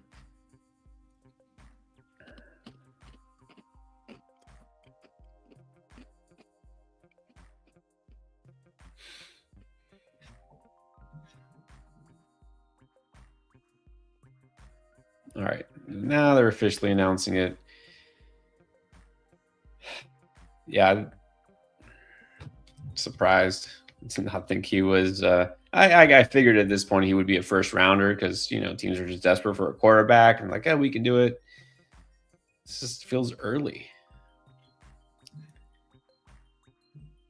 And my boy Bain is just sitting there. It's just not right. Okay. So that means now we got the Ravens on the clock at 14. Ravens A lot of people mocking them to go with a tight end. Could be the first tight end taken in this year's draft. Kenyon Sadiq. You think they do that? I think that would have made some sense, but they didn't. So the pick is in already. Yeah, they went with another name I can't pronounce. Offensive lineman? Yeah. Oh, what's that? oh. Yeah, I don't know. The Penn State guy? Yes. Is it Ione? Ione? Olavavega Ione. Yeah. All right. Boring but sensible, just like the Dolphins.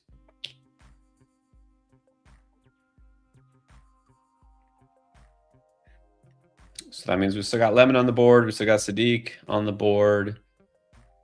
We could see some other receivers go. I would think Lemon's going to be the next receiver taken. So here's the question. Eagles are coming up. Do the Eagles get their A.J. Brown replacement? I don't know if Lemon's A.J. Brown replacement, but he certainly would be a big help for that offense. All right. And the Bucks are coming up too.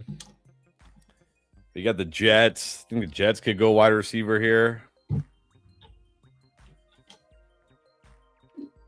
Panthers could go wide receiver again. True. That's true. Well, I'm pretty sure I'm not going to see any more quarterbacks go off the board. Don't expect another running back this round unless it's Price, and that would be the very end of the draft, the end of the round, I should say. So we still got some receivers who could be taken.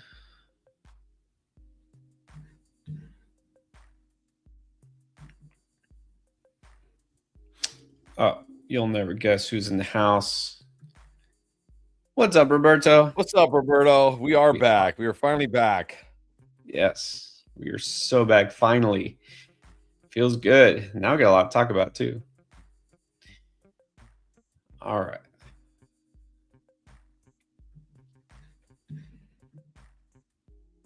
Yeah, so the Rams with Ty Simpson.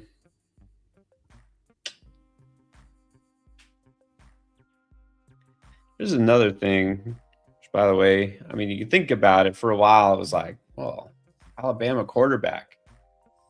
Not a very good track record lately with these Alabama quarterbacks, is there? No, but just saying. You know how that script can flip in a heartbeat. I mean, it could, but I don't know. I don't really see Ty Simpson as a guy to do it. No, probably not. Especially, I mean, he's stuck behind Matthew Stafford. Like, he's not even get a chance to play for maybe 2 years. Right. I mean, he's certainly not going to get a chance to play this year unless Stafford goes down with injury. Right. All right. No worries, Roberto. Congrats again, by the way, on fatherhood. Hopefully it's treating you well.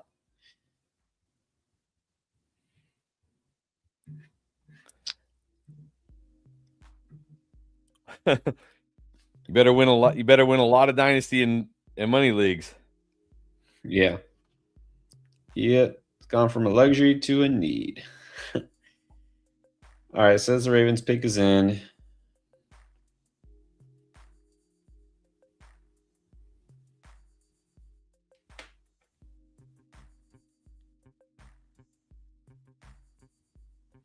So I guess that whole clock thing, like the 8 minutes, it was just for show.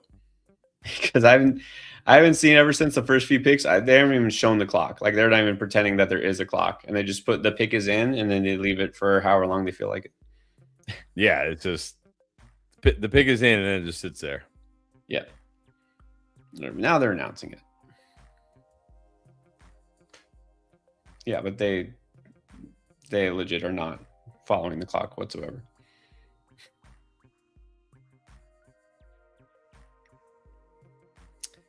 All right. Well, there it is. We already knew it. It was the offensive lineman from Penn State, Ione. for Yeah, then Ruben Baltimore. Bain finally off the board to the Bucks. The Bucks on the clock. It says the pick is in. Pouncing, thankfully, should have been the Dolphins, but oh well. At least, well, he stays in Florida. That's nice. So Tampa Bay. True. So they got Vita Vea and Ruben Bain next to each other. Is that what I'm hearing? Yeah. Wow.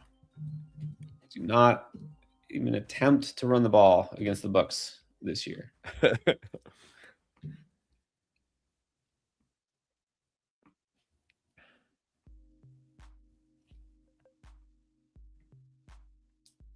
Yeah, the Bucks have some nice individual pieces on defense. It just didn't always come together at times. Their defense was better last year, but a little inconsistent. But I really feel like it could be really good. What's that? Like the Bucks defense could be really good now. Yeah, I think it's still it should be improved. I think the secondary still needs work. Yeah, I always liked Winfield. I thought he was a really good player. It takes more than one player, so I get that. They were kind of like middle of the pack on defense, well, kind of like they were on offense, like good sometimes, but inconsistent. That's a smart pick. I mean, their needs after last year's draft, now they definitely need to address the defense. All right, good question, Maury, 17. What are you more excited for? This year's crop of rookie receivers or last year's crop of rookie receivers?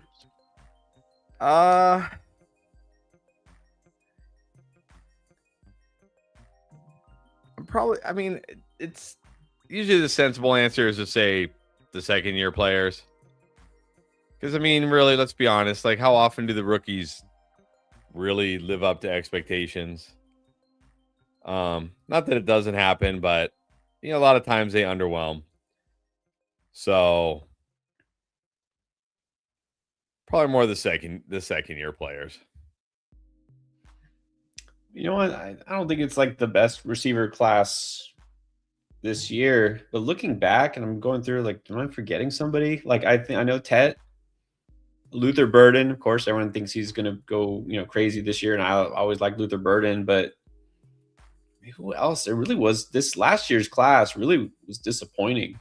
I mean, no rookie receivers really were huge impact players. Igbuka, maybe, I guess now with Evans gone. Yeah. Igbuka could, but then that's it, just really thin. But then again, it's like, okay, do I feel like there's more than 3 guys in this year's class? Right. It's a big crapshoot. I like Tate, but I always said, I think he's more of a floor play, high floor than a legit stud receiver. Tyson is a big wild card. Boston is a big wild card.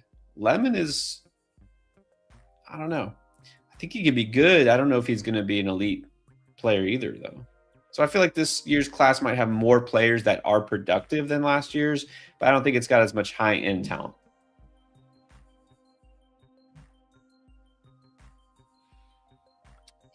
Yes, Anthony, to answer your question, we're going to be on tomorrow too.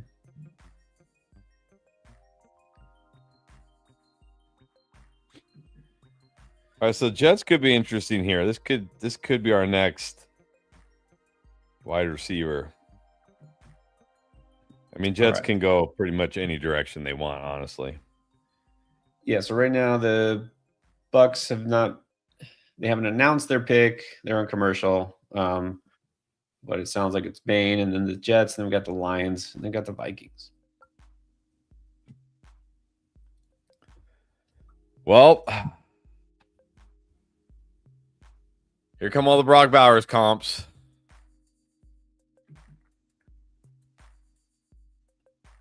Sadiq. Maybe not Brock. Yep, Sadiq to the Jets. And I only say the Brock Bowers comps because everybody can be like, well, look at what Brock Bowers did with Geno Smith and with the Raiders. Geno freaking Smith. Still. There goes my any hope for my Mason Taylor shares. Yeah, right. What happened to that? This just I don't know. They felt like it was a good value. Like they couldn't let him slip anymore. They liked him better than a receiver like Lemon. Don't they need receiver too? Yeah, but I mean, Sadiq almost can like kind of be a wide receiver, right? Like he's not out there to block. So No. Sadiq, that's interesting. Interesting indeed. I know that the Jets have Garrett Wilson still, but not a lot of depth back there. So, no, receiver would have made more sense. They feel like they keep going tight end too. Remember, we got Ruckert a couple years ago. Everyone was all excited about him. He hadn't done anything. Yeah. Like we're just going to keep trying until we get a really good tight end. Well, I think they got a really good one this year. I think Sadiq is really good, but I mean, it's still Geno Smith, man. Yeah. All right. Well, so bad last year. All right, Jets. I can't say it's a bad pick. It's a good player, and this is about where he was expected to go. They do need help at every position, so not bad. It's not a bad pick. Yeah, I think so far they've done a good job. All right, there goes. Now, excuse me, they're officially announcing the Bucks pick on the stream. All right, excuse me, I'm gonna sit back and watch Ruben Bain highlights. Relive the good old days. Hey, looking slick. Like everybody's coordinated. Got to coordinate. All the brown.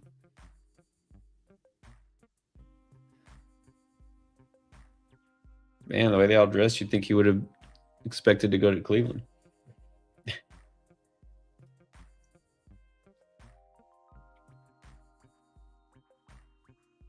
There you go, Bain. Let's see. We got Bain here. Jets are up. After the Jets, we got the Lions. Lions go boring. I mean, probably. What do the Lions really need? I mean, they could use wide receiver. Well, I mean, Jameson did make some strides last year. Yeah, probably O-line. Yeah, I mean, I guess. I mean, I don't see him going running back here. Nah. Yeah, Lions probably go boring. Vikings probably go boring. Panthers, I think we could see a wide receiver. Like, Leggett hasn't really panned out. Coker, whatever. I could see the Panthers going wide receiver again. Well, I don't know. This could be it for Coker. The breakout. We saw it. We saw it late last year. Maybe.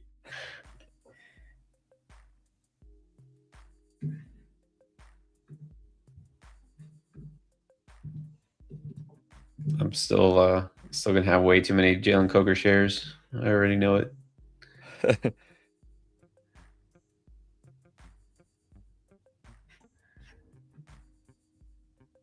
Let me see. Where was it? No, I really do feel like he ended. Okay, it wasn't that great.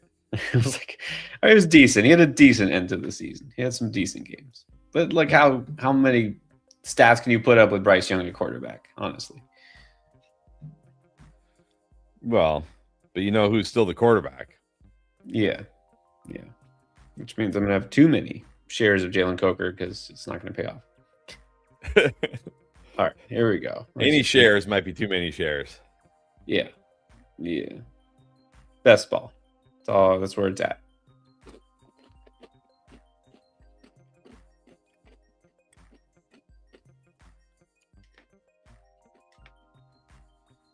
There you go, Bain.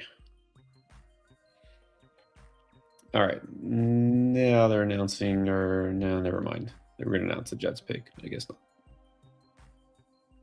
Let's see what Bain says.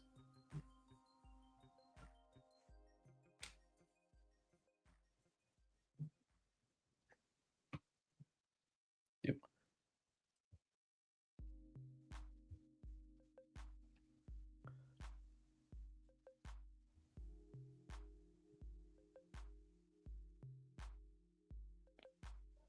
Exactly. Bain doesn't mess around. Mm. No. It's a good way to put it. See, Keith's with me. Not ready for rehab yet. Give it one more year. One more year. One more year. One more year.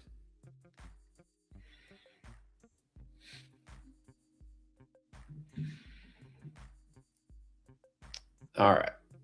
So we're waiting for the Jets to officially, or for them to officially announce the Jets pick.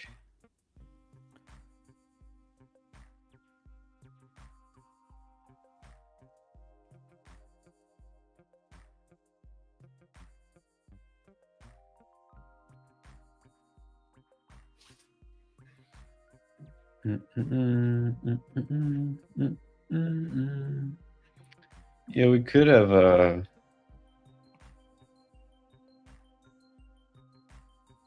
Let me see. Yeah, we could have a kind of a string here of boring picks, boring for fantasy. That is, might see a receiver or two, but yeah, there's just no guarantees. I mean, it could be a few picks before we see a receiver. I think the Panthers maybe, Cowboys maybe if they're really going to trade Pickens, but not the Steelers, not the Chargers, maybe Eagles.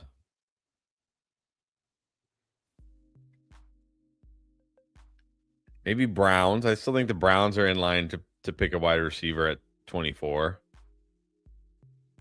Hopefully not the Bears. Please no. Please no.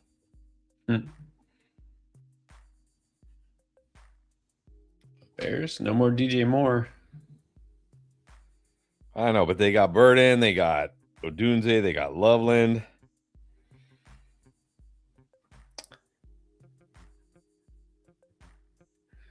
All right, yeah, there it is, official. Kadian Sadiq. Yeah, I'm just showing the highlights. I mean, he basically looks like a receiver, like an oversized slot receiver. Exactly. He's not going to be out there to block much. No. Any other tight end you think gets taken in round one, or is that it? What's that? Any other tight ends might get taken in round one? I doubt it. Yeah. Don't think so. One guy that's interesting might be the next one taken, Eli Stowers, but I don't think anybody's got a first round grade on him. Yeah.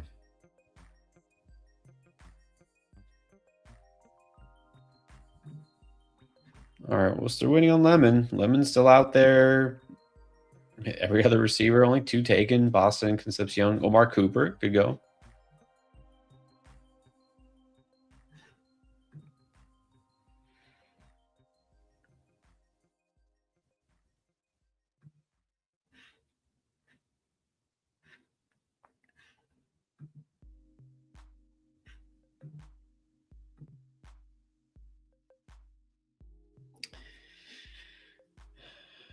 Man,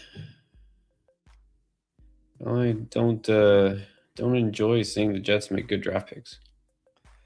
All right, Lions took offensive tackle Blake Miller.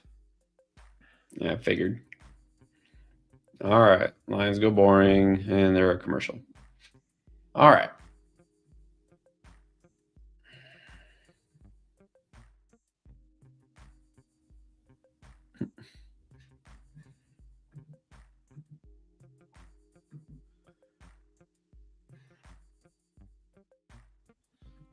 RIP, my 3 new Laporta dynasty shares. Why? What happened to Laporta? Yeah, Sadiq went to the Jets, not the Lions. Yeah, I was like, RIP Mason Taylor. If Sadiq had gone to the Lions, we'd be like, what? What the heck? So we have one trade, but we had 2 trades. Sorry, the Cowboys, Dolphins, and we had the Chiefs move up, but no other big trades. I don't know. I feel like at this point, is there anybody worth trading up for? It's like a desperate need. I don't feel like it. I think as we get later in the first round, if there's teams that have a early round 2 pick, we see that sometimes where they try to move up in the first, get their guy. Not always for an offensive player, though. No, not necessarily for the offense. Browns could take a receiver. Yeah, Browns I definitely think could take receiver. Eagles as well.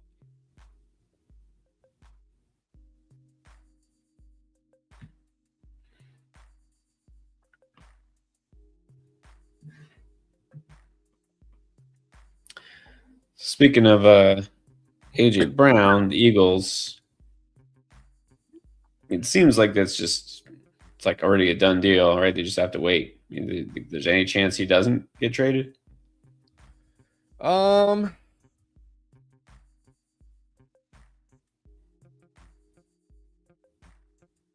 I mean, I don't think so, unless this Mike Vrabel thing derails everything. Did that? So okay, so as I told you, my Twitter got hacked. I don't even use it that much anymore, and I just get my news from other sources. So I went on today just to look in social, and did that just happen? Like, did that just break today? Is this a brand new thing, or has this been brewing a couple of days now? Well, what broke today was basically like Mike Vrabel having to admit to this very long affair with Diana Rossini without like coming straight out and saying he had an affair with her. But there are pictures, I guess now that there's pictures of them like kissing and stuff at some resort after right after he'd been fired by the Titans. So yeah, so I guess he's not even going to be at the draft. Like what? Like or something. I don't know. Like Yeah, I was confused because I saw something. It said like he'll miss. That's the day 3 or some day because of counseling. I was like, yeah, I could see how that's important, but it must be a really good reason to miss it on this particular weekend.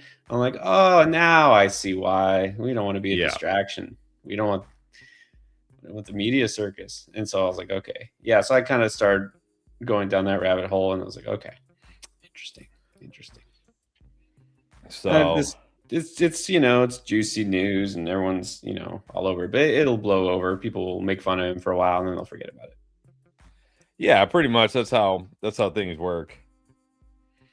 And sadly, I think the one who gets the most flack is going to be her, right? She's going to be the one that, oh, we can't trust her anymore, and she won't be allowed to do anything. So I think he probably lands on his feet just fine. He'll keep his job, of course. She's the one who's going to want it paying for it. But whatever. Oh yeah, no, she's definitely going to pay for it because, I mean, you're supposed to be an unbiased sports reporter, unless of course you're writing for like a hometown team. Then you're a little biased, but that's to be expected. But like when you're working for ESPN, you're supposed to be like unbiased, right? Mm-hmm. But obviously there are some biases. Maybe a little bit. I saw. Remember when the Titans signed Julio Jones? Because now people are starting to dig up like reports that she had done during that time, and she had some report that like first she reported that like teams were willing to offer the Falcons a first. And then she's like, oh, and the Titans aren't even close. They're not even in the running for Julio Jones. Like, and now people are like, was she doing that to make it easier for the Mike Vrabel and the Titans to get Julio Jones? Right? Because like, if she's reporting that teams are offering first, and you're one of the teams interested in Julio, you're like, we're not going to give up a first for Julio. Are we willing to give up a first for Julio Jones? Right? And then like, oh, the Titans aren't even in the running, so it's like they're just over there. Like I don't know, people are starting to speculate, but yeah, she's the one that's going to get hosed the most because I mean, you're supposed to be covering these teams unbiased, right? And obviously, yeah. Well, she did something to help them land Julio Jones, and she kind of screwed him over, if anything. Right? That didn't turn out good. Oh, Julio. Wow. Julio Jones of the Titans. Man, do you remember that happened? I don't remember that happening. Barely. Talk about falling off. Yeah, you're not. By the way, what was the coach of the year? Did she have a coach of the year vote last year? Did he win by one vote?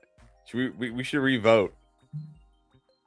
Yeah, no, you probably won by more than one vote. Yeah, well, that's very accurate, Keith. That's exactly right. If there's a franchise that's okay with all that, like, come on, that's nothing. Kissing and holding hands, like, come on. Right. Exactly. Yeah. So, anyways, Oh yeah, fun side. All right, Vikings make a non-fantasy relevant pick with Caleb Banks. Florida Oh, go defense. Eagles are trading up. Interesting. They got their guy. Maybe Lemon. Maybe So receiver is going to be a they're need. trading So up. go back to all this thing about AJ Brown. If AJ Brown's out of there, they got Devontae Smith and Jahan Dotson and a bunch of guys. So they're going to need help. So yeah, this would make sense, wouldn't it? If they take Lemon. It would make sense, or to take some wide receiver here. They're trading up to 20 with Dallas. I'm not sure. Who did the Panthers? I haven't seen who the Panthers took yet. No, they're still on the stream. They're still at 18 with the Vikings. So we got Panthers next, then Eagles. Yeah.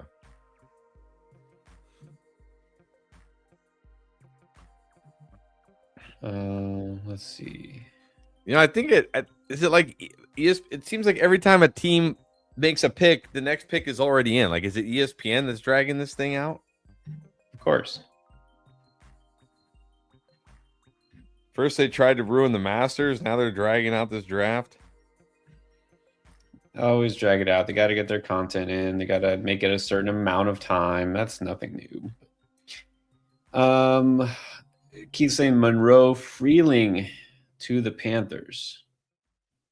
Monroe Freeling, another offensive lineman. Yeah, makes sense. Yeah, definitely makes sense.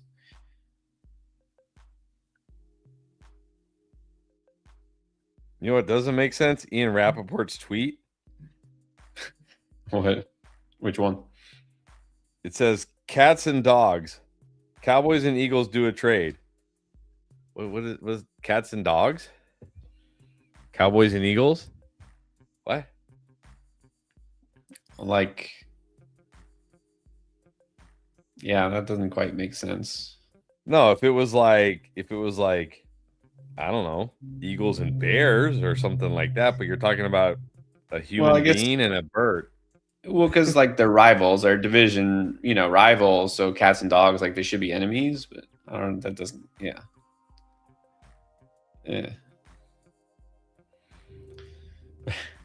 I guess. Okay. All right. I guess so. Yeah, I think ESPN is trying their hardest these days to just ruin sports in general. I think so.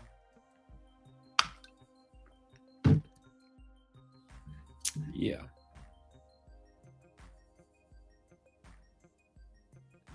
I remember back in the day when we used to look forward to SportsCenter. It was like awesome. Yes. That was a long time ago. I don't even remember the last time I watched SportsCenter. No, I legitimately don't watch anything on ESPN if it's not a live sporting event that I have to go to ESPN for. All right, they're a commercial break. So Panthers, we know the pick is in. That means they haven't even shown the update as far as the trade here on their screen, but looks like they have it on the ticker. So yeah, it should be the Eagles. And it is Makai Lemon to the Eagles. Yes. Wow.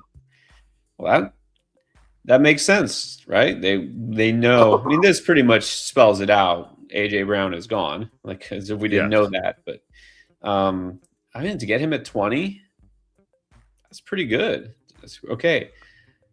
So, Makai Lemon, Philly versus, well, I'd say both, either Tate or Tyson. Tate is in Tennessee, Tyson in New Orleans. Who do you like best?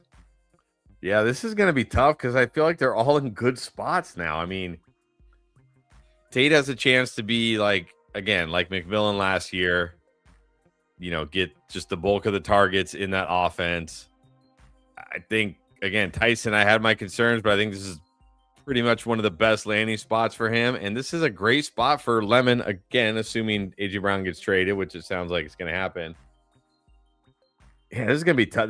I'm going to have to think about. I mean, this is when I'm at the really think about here because, I had Tate was my number 1. I had Lemon was my number 2. Tyson was my number 4. This is going to be tough. I mean, let's not forget Devonta Smith's still on the Eagles, and he's a good player.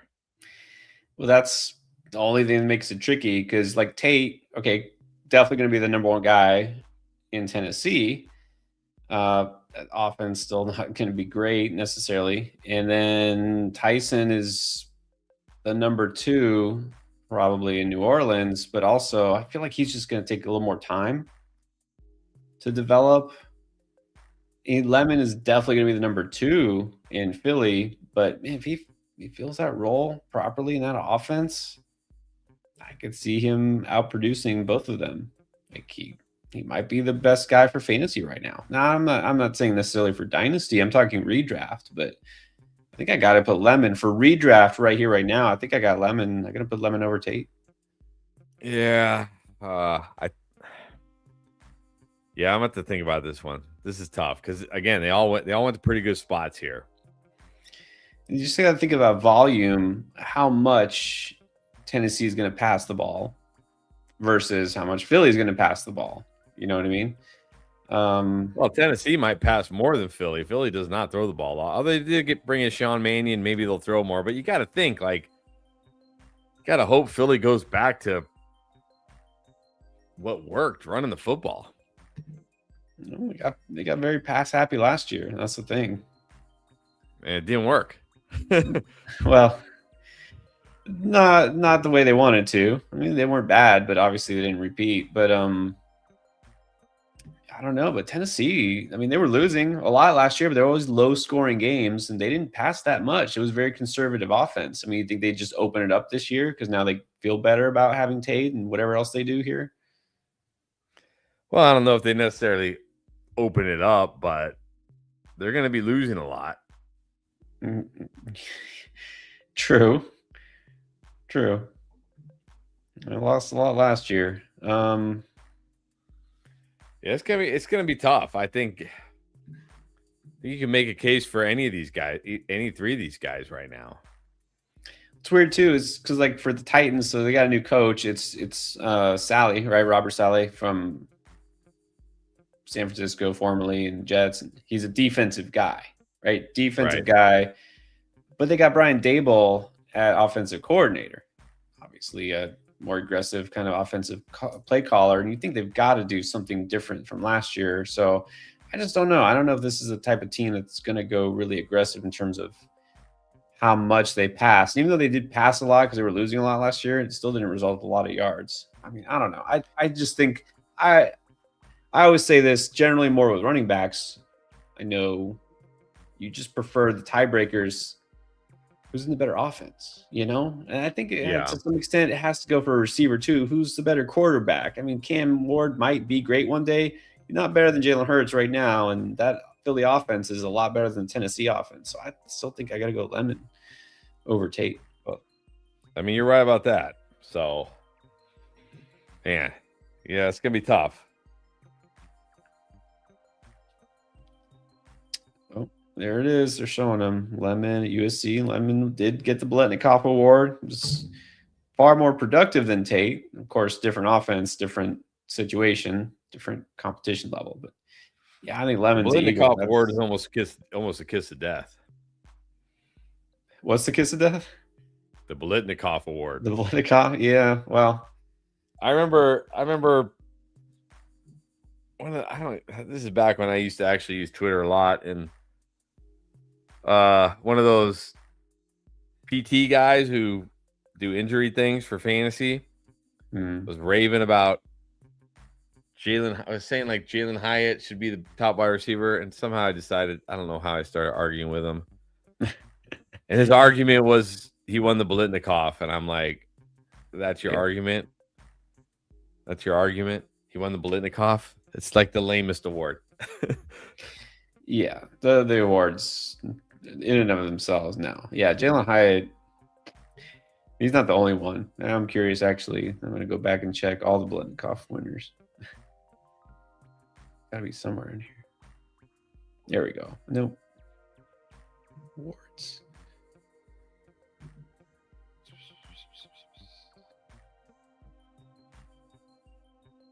Where is it?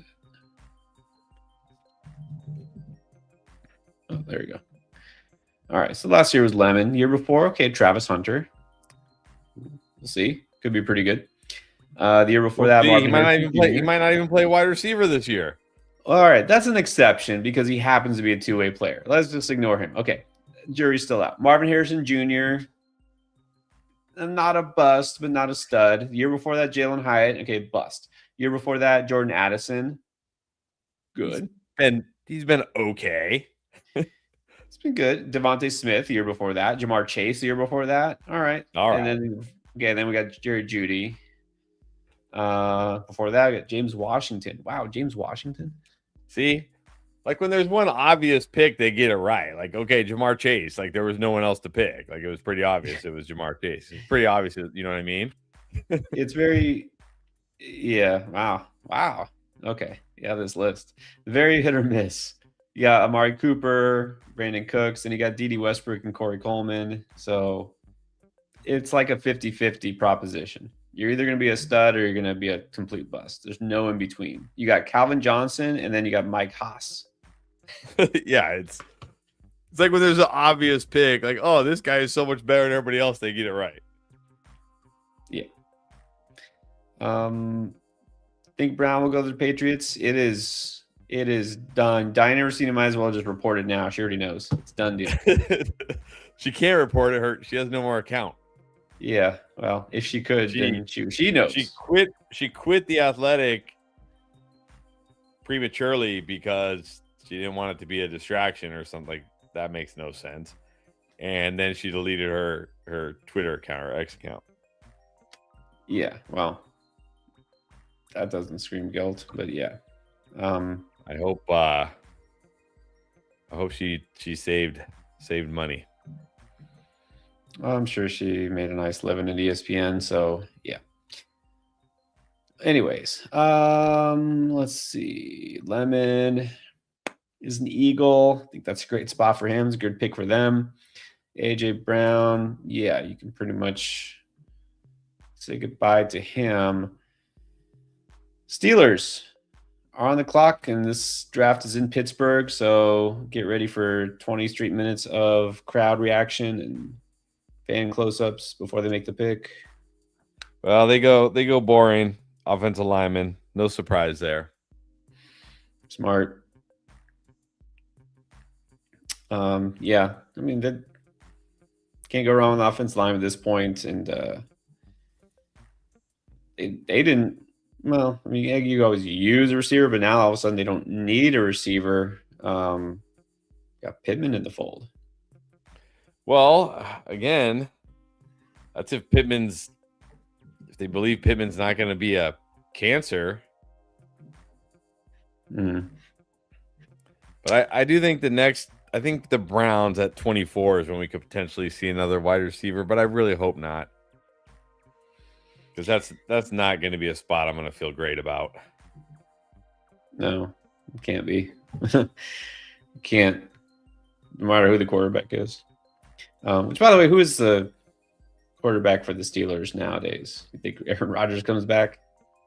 Well, I guess right now it's Mason Rudolph still. You know, Aaron Rodgers is coming back. If he wasn't, we would have all known by now, right? Yes. Pretty sure. He wants to drag out the farewell tour another decade or so. Yeah, it is Mason Rudolph technically until the inevitable. I mean, come on, they hired Mike McCarthy, didn't they? They did. Aaron Rodgers. It's gonna be Aaron Rodgers. Back with his buddy. It's just a given. Yeah, they do have Will Howard.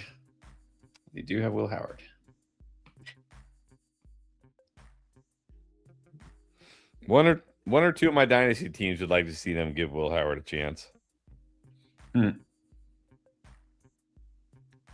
right, yeah, Steelers pick is. But deep down, I know even if they do, it probably won't amount to anything. No. Probably not. All right, so it's in Steelers, Max. I am not sure. I am not sure how to pronounce that. That's exactly. I'm not sure. That's who they picked. All right, so Chargers now on the clock. I'm guessing they're just gonna go defense here or offensive line, something boring. yeah, Chargers just has to be offensive line, doesn't it? It has to be. I don't know if it has to be, but we have seen a lot of O linemen go, pretty recently here. Yeah, trying to see. Like Miller got taken already. Breland got taken. Proctor. I don't know who the next really good offensive lineman is. I guess they could go Caleb Lomu, maybe.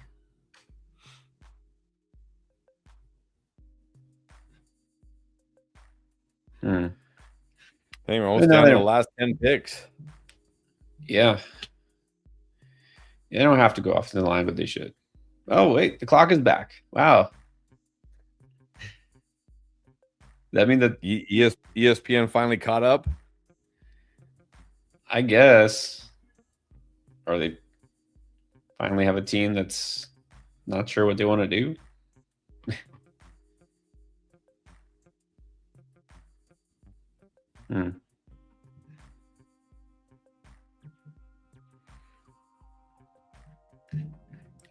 Well, let's see. 3,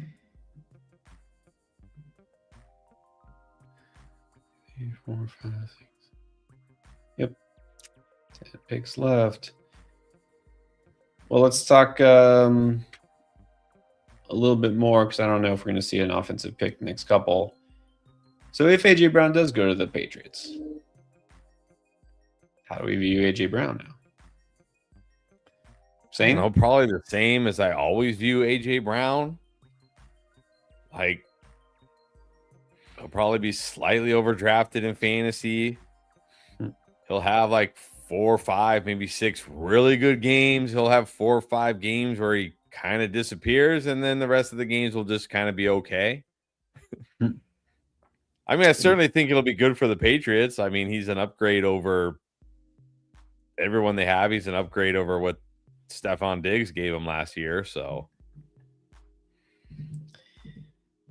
yeah, that's what I'm afraid of. It's exactly right. He might get a little overdrafted because, got Drake May there, quarterback, and I'll say, oh, well, it was all Jalen Hurts' fault. They just didn't connect. And now he's going to be happy. Now he's got a better quarterback. And this is a team that just went to the Super Bowl. He still is what he is. I don't think it's necessarily a better offense. So, yeah, obviously, it's going to be like a volatile low end. I don't even know. Is he the low end wide receiver 1 still? Or you think more like a high end wide receiver 2? I mean, I've kind of been viewing him as a high end wide receiver 2 the last couple of years, but I think he'll be viewed as a low end wide receiver 1 in fantasy. But I will say this about A.J. Brown is, this year, it was when he wanted out of Tennessee and he got traded to the Eagles. Man, he was on fire that first year, right? He's like, yeah, I'll show them. And then he gets unhappy. So he'll probably be on fire this year. Well, that's a good point. If he got what he wanted. Because didn't seem very happy all last year, so maybe he could have done better. Who knows? The disconnect won't be there. All right, Chargers went edge. Massador. Chargers did not go offensive line. They took the best player available, which was Akeem Massador from the Miami Hurricanes. Nice pick. There you go. Another Kane. All right, Cowboys on the clock again. All right, so excuse me. I'll watch some of these highlights again. Massador is a stud. He's a little bit older compared to some of the other prospects, but I mean, you get a guy who's come in right away and get to the quarterback. So that's good for the Chargers. They needed that too.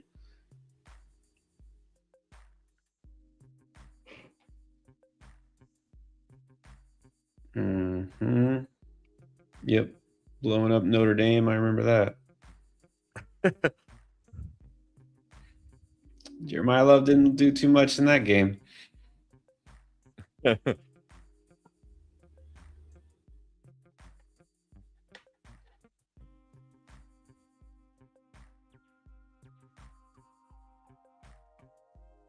There you go. All right. Good pick. All right, Cowboys on the clock. And then after the Cowboys, we got the Browns. And I think, well, you know what? Wouldn't shock me if the Cowboys did something on offense here, but I'm not going to assume they will. No, unless they really think like they're going to trade Pickens. Brandon, what's up? Brandon Carpenter wants to know, is AJ Brown a top 10 pick in fantasy? Like top 10 overall? No. Top 10 wide receiver? Like maybe I'd have to look, but top 10 overall, definitely not. Yeah, not overall. As far as receiver, top 10 receiver, that's kind of exactly, it's like fringe. I don't think so, but he'll be right outside of that.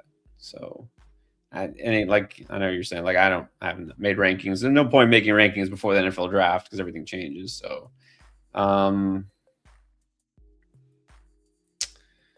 no, I don't think so. Close, but maybe not quite. Close.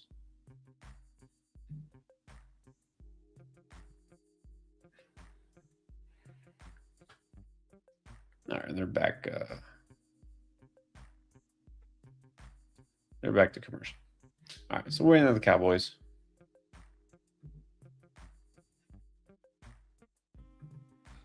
Yeah, still waiting on the pick here for the Cowboys. I will say at this stage, there's nobody really who's been like a big drop. You know, anyone who's still expected to go in the top 10 that's still out there. There weren't any.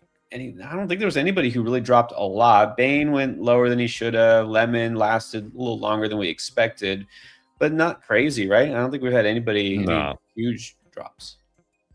No huge drops. And there's nobody on the board still right now that I think anybody would say, oh man, can't believe he's still out there.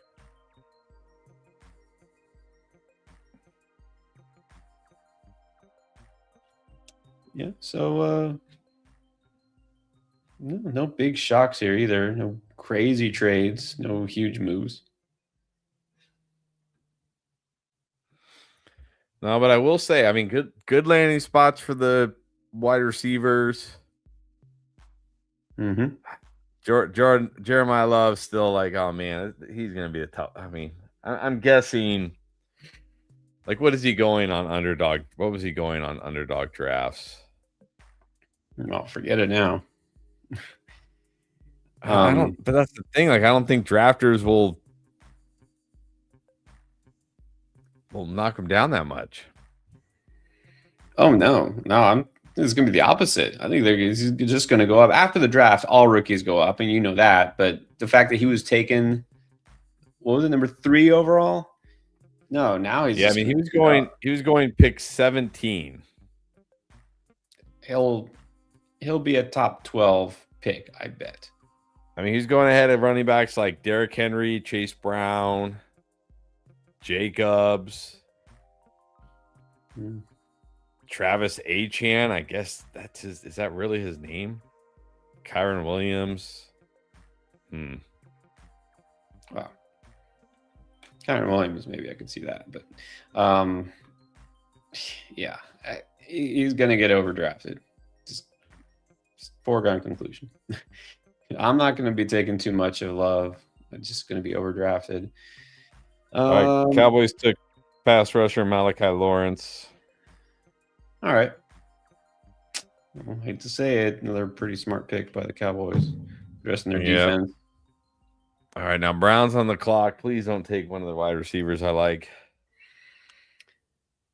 Yeah, it's a good chance they do. Some mocks have Concepcion going here.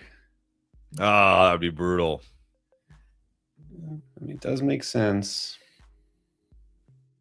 Cooper could be Cooper.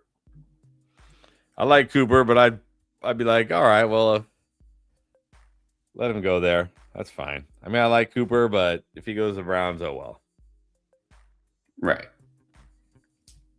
Wouldn't be as disappointing as a guy like Concepcion who has a higher ceiling. Right. Boston could make sense. You think Denzel Boston? Yeah, I mean, if they're ready to kind of does the same thing as Tillman. So if they're ready to be done with Tillman. Tillman flashes, but yeah, that's it. Always injured.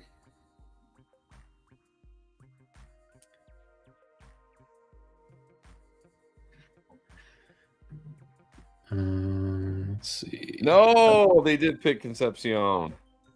They did? Yeah. Yeah, I mean, it's a smart pick by the Browns, but man. That's yeah, it's disappointing. That's disappointing because Shedeur Sanders. I mean, I know right now he's definitely fourth among the wide receivers. I'd probably in dynasty rookie drafts, I'd probably even have him after Sadiq. Yeah, there's no way to spin it as a good thing, not because of target competition, not because you're worried about Jerry Jeudy. Just this is not a good franchise. It's not promising. Do you think Sanders? Do you think there's more? Do you think this year he develops and maybe can turn into a good quarterback consistently? I mean, he could, but I mean, we just saw last year. Harold Fannin was pretty much the only pass catcher that really had any success. I mean, Njoku was doing okay before he got hurt there for a while, but yeah, it's just. I mean, I know it's a whole new staff, but yeah, you can't feel good about a wide receiver on the Browns. You just can't. No. Well, now that they got him, what do you think about Fannin? Does this ding him at all in any way? I don't think. No. I think Fannin's going to be awesome this year. All right. Yes, they got head coaches Todd Monken, who's been with Baltimore. Baltimore and tight ends last couple of years. Yeah, he's an old crusty. I can't. He's an old crusty coach. Like they're gonna run some basic offense. Nothing exciting in Cleveland. I doubt it. All right, so it's unfortunate. All right, so who's still out there? Now, Concepcion off the board. Cooper and Boston, probably the only guys who could even be considered in round one.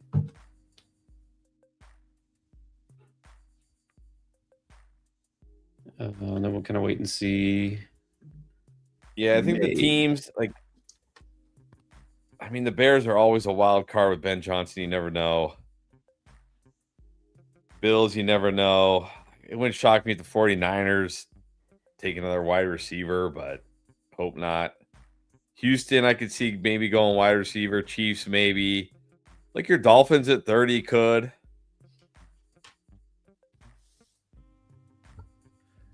Probably should. You need a receiver. But it's getting a little thin. It's getting a little thin at wide receiver. Yeah, if one of those couple of players that I mentioned does fall, I think it's worth it. Actually, who I really like, and I, selfishly would hope the Dolphins might take, but it would probably be tomorrow.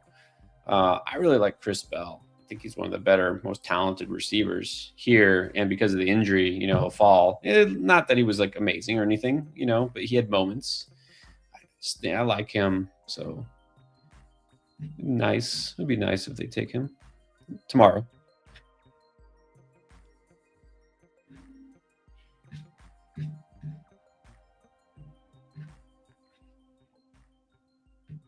Let's see, tomorrow. So on round 2 for tomorrow, the Jets get the number 1, the 2.1, and then we go Arizona and Tennessee. So and then the Raiders. So just a little bit flip there. Arizona going to go Jadarian Price. Yeah, I mean that just makes sense. Just keep the gang together. Like Dolphins have 43rd pick, 11th to 11. Take a receiver there.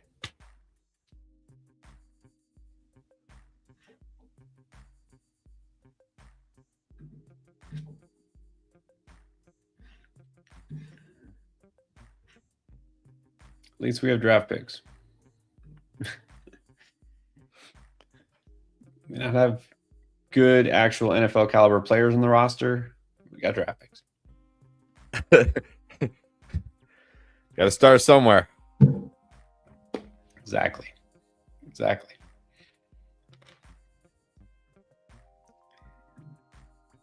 And there it is. Casey Concepcion. Definitely like him a lot. I mean, maybe he can overcome it, but you can't feel good. Yeah, not the best landing spot. So definitely last out of all the receivers so far. Yeah.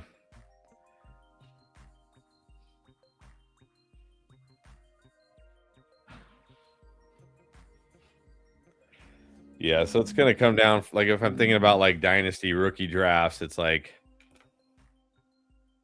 I think I still would have Love 1. I'd probably have Mendoza 2, assuming it's super flex. Mm-hmm. And then Tate, Tyson, Lemon in some order.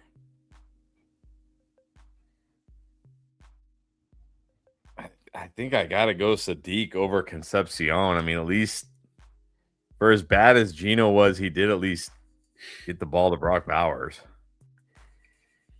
You got to think next year, Jets will be in the running for one of those top quarterback prospects. So just hope long term.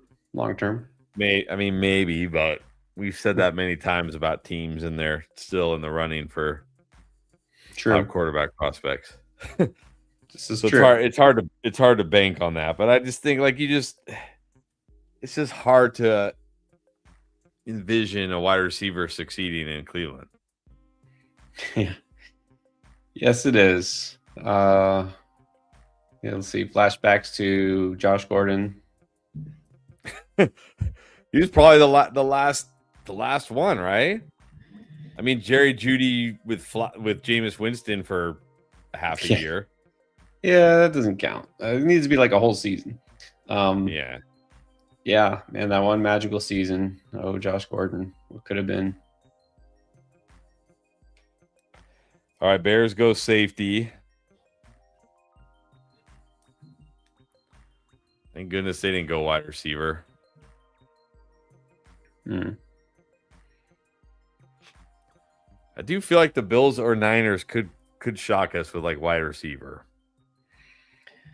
Well, I have seen Denzel Boston mocked to the Niners, which seems odd because he seems a little similar to the guy they just got, Mike Evans. But exactly, that makes no sense. But teams aren't always just drafting for this year either, right? So, right, yeah, no, that's true. Like when the Bucks took Igbokwe last year, we were like, "What are they doing?" But it allowed them to move on from Mike Evans this year, right? It allowed them to be like, "Okay, if we can't work out a deal with Mike Evans, it's okay because we have Igbokwe, we have Godwin, we have McMillan." Yeah. So, oh, that's true. Things change quickly, especially wide receiver.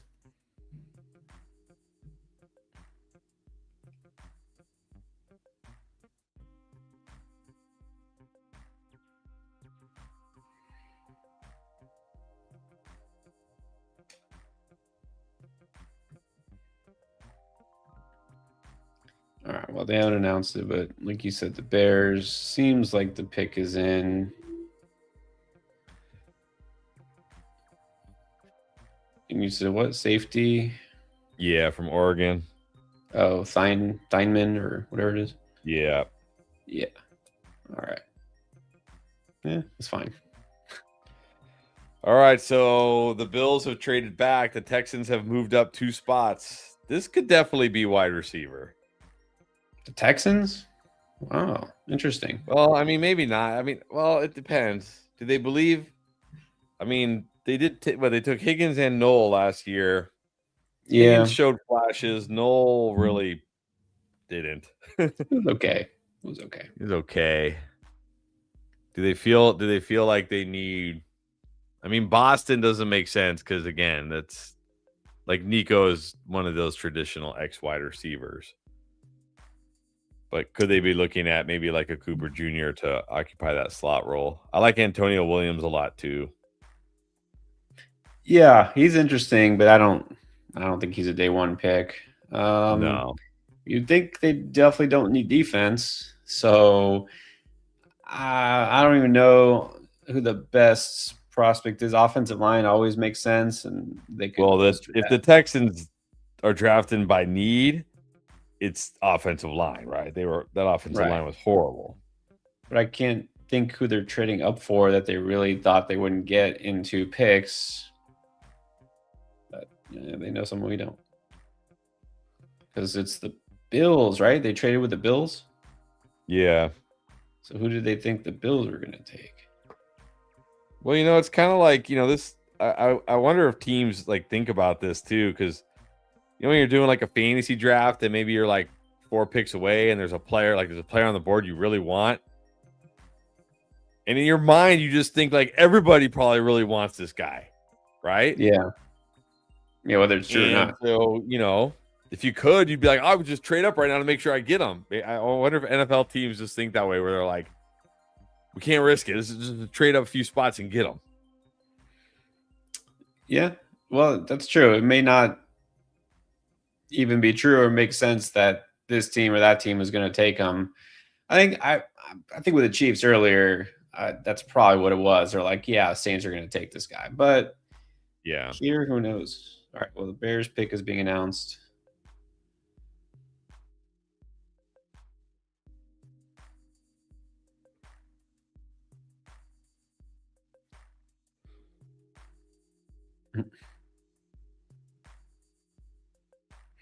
We'll say too. I'll never watch the whole thing, but also thankfully the NFL, it seems they've cut out a lot of the extraneous, crap like the having someone get up and give a 5-minute speech before announcing the pick, and having someone like put on a performance or something. They had a lot of that stuff, like way too much. Like, the pick is in, and then let me read this poem I wrote first. It's like, yeah. So according to Adam Schefter, the 49ers are attempting to trade their pick. All right. Not sure they will, but they're attempting to.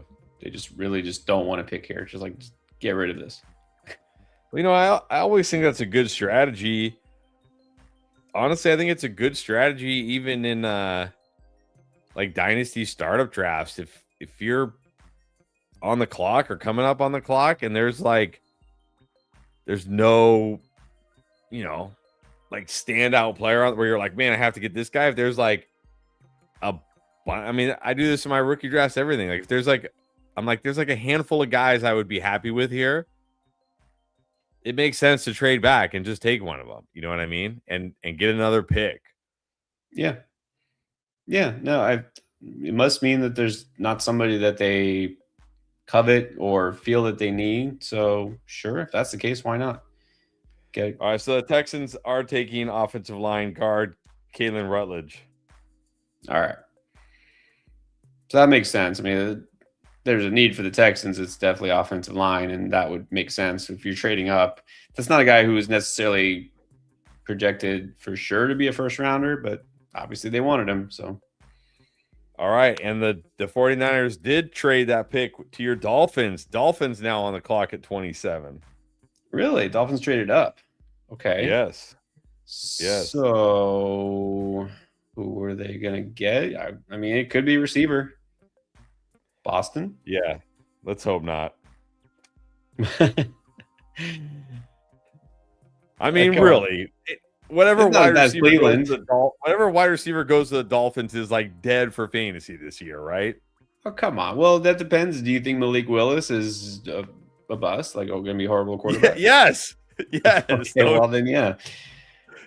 yes. I don't like. I think Malik Willis could be serviceable. Um, Running the it's gonna ball, be serviceable. Running the ball. it's gonna be a pretty conservative offense because they're gonna center around Achan and Willis, his athleticism. They don't have receivers. Even if they draft one in the first round, your best receiver is a rookie receiver and Tutu Atwell. Like, it's okay. They're going to be a slow pace, more conservative offense. Mike McDaniel's gone, right? They're going to do the opposite of everything that had just gone. It's going to be the opposite. It's going to be the most boring offense in the world. So I get that. The volume won't be there, but whoever gets taken, if they take a first round receiver, he's going to get a ton of targets relative to everyone else. The target share, I should say. He's going to get a huge target share. Yeah, huge target share and a horrible offense. I'm good. You're just like out on the Dolphins. You should be. I mean, I'm gonna have a hard. Last year I was like all in on Achane. Oh yeah, Achan. He's the exception. I'm gonna have a hard time even drafting Achane this year. Well, I was wondering if you think the offense is gonna be that bad. But look, it's not like Tua was good last year. It's not like they could pass the ball very well. So is really gonna be that much worse, you think?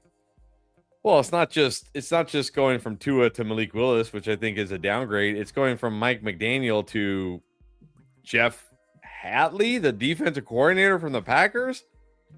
Yeah, it's going to be a totally different offense. It's gonna be a very boring offense. Look at the 3 years in Miami. Raheem Mostert became a monster in that Mike McDaniel system. Remember that? Raheem Mostert at 30 years old was a monster. And then Achane the last few years. That is like the Mike McDaniel offense is to running backs like what the Sean McVay offense is to quarterbacks and wide receivers. It's like the cheat code. It's a cheat code for running backs. It's why I'm like all in on Hampton this year. Amari and Hampton. Cheat code. Not going to have that this year. I don't know. I'm pretty out on the Dolphins. I mean, I think, yeah. In fact, I remember when the year Achane was drafted, I was like, this guy's tiny. This is before the draft. This guy's tiny. He's just going to be a special teamer. There's no chance.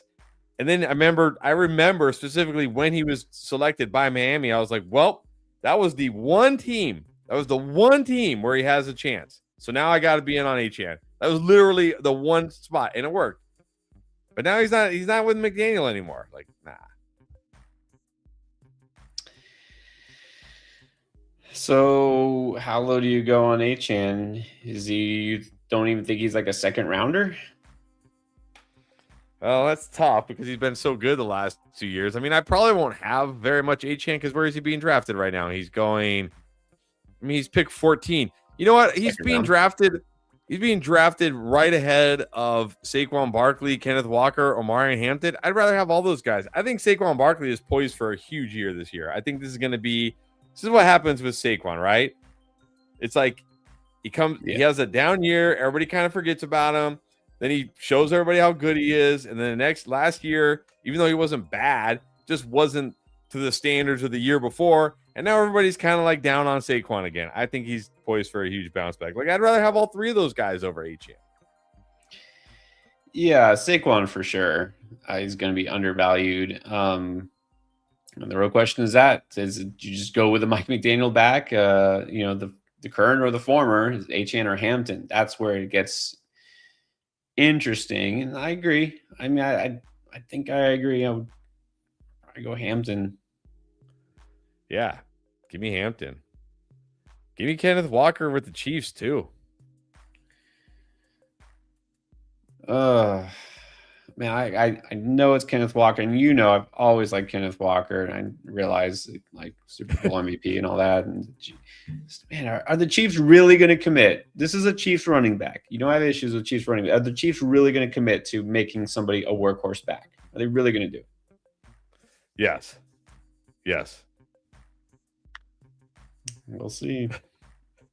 All right, Dolphins took San Diego State cornerback Chris Johnson, not to be confused with 2,000-yard rusher running back Chris Johnson. We could use him. Although, actually, I guess that's the one thing we don't need is running back. Everything else, yes.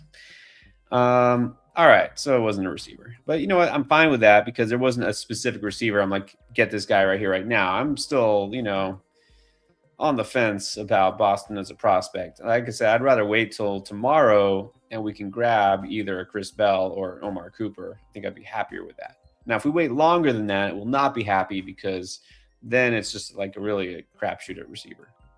But yeah,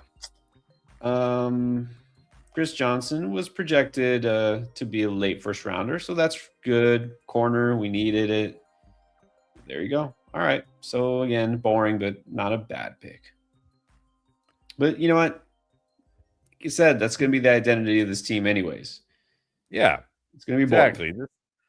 Boring, slow. That's what I'm saying. It's like the exact opposite of what we're used to with the Dolphins offense. Yes, they're gonna turn it into the complete opposite. It's gonna be a very boring team. And yeah, I see Keith, you're saying like they have to throw to someone. So you're right. It's not going to be a first round receiver. It could be a second round receiver. But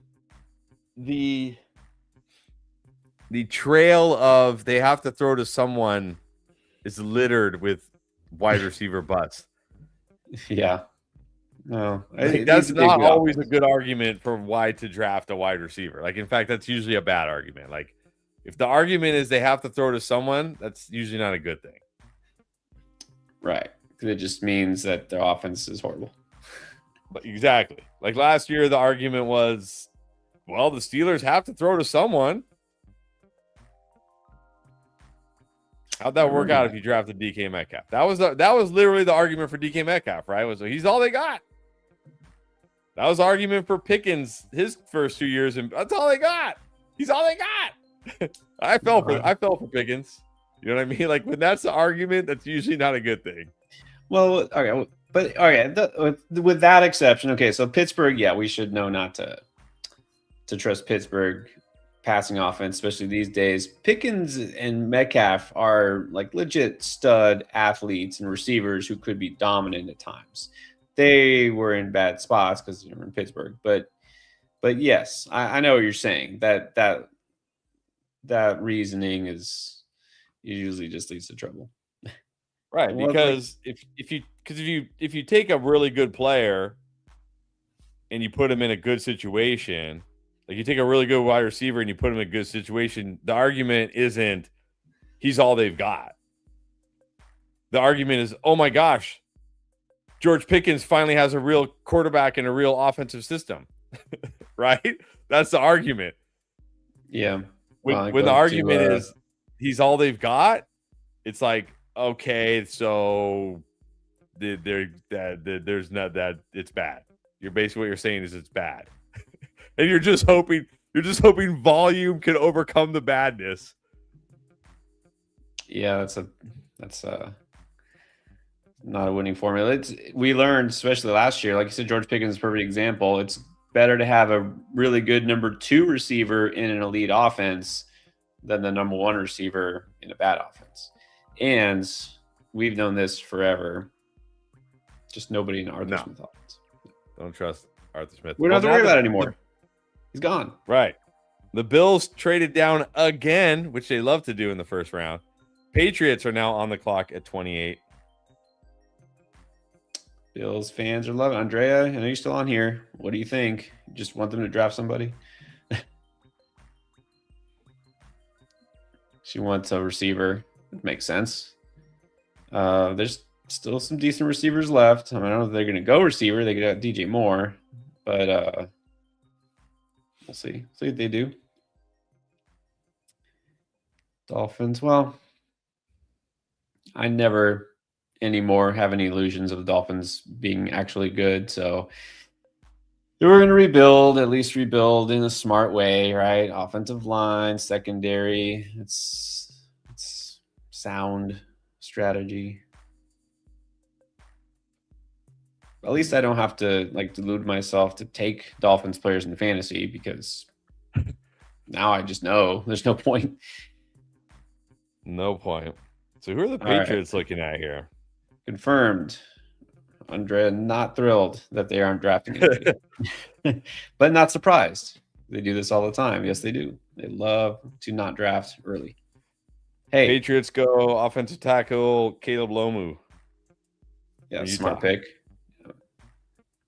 Well, I mean, Patriots did not address their offensive line. Yeah, I mean, after that game. Yeah. All right.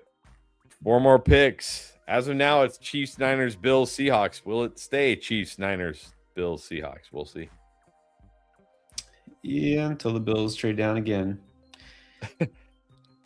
Chiefs. Well, Chiefs could throw a curveball here. What do you think they do? Go boring or? I think they go boring. Sounds like Rashee Rice is going to be fine, at least for now. Somehow. They got Xavier Worthy still there. Remember, they spent a pretty early, but didn't they draft him in the first round? Was that 2 years ago? How many years has Xavier Worthy been in the league now? Yeah, it's gonna be his third year. Yeah, it's third year, right? So he was a late first round pick. Yeah, I'd like to see him draft Eli Stowers. I'd like to see him draft Eli Stowers just for like the chaos. Well, that wouldn't be the worst pick. I would think they go offensive line too, if there's anybody worth drafting. So I don't know who else is even left that's worth drafting offensive line. Now that Lomu's gone, they might go secondary again. Actually, they could.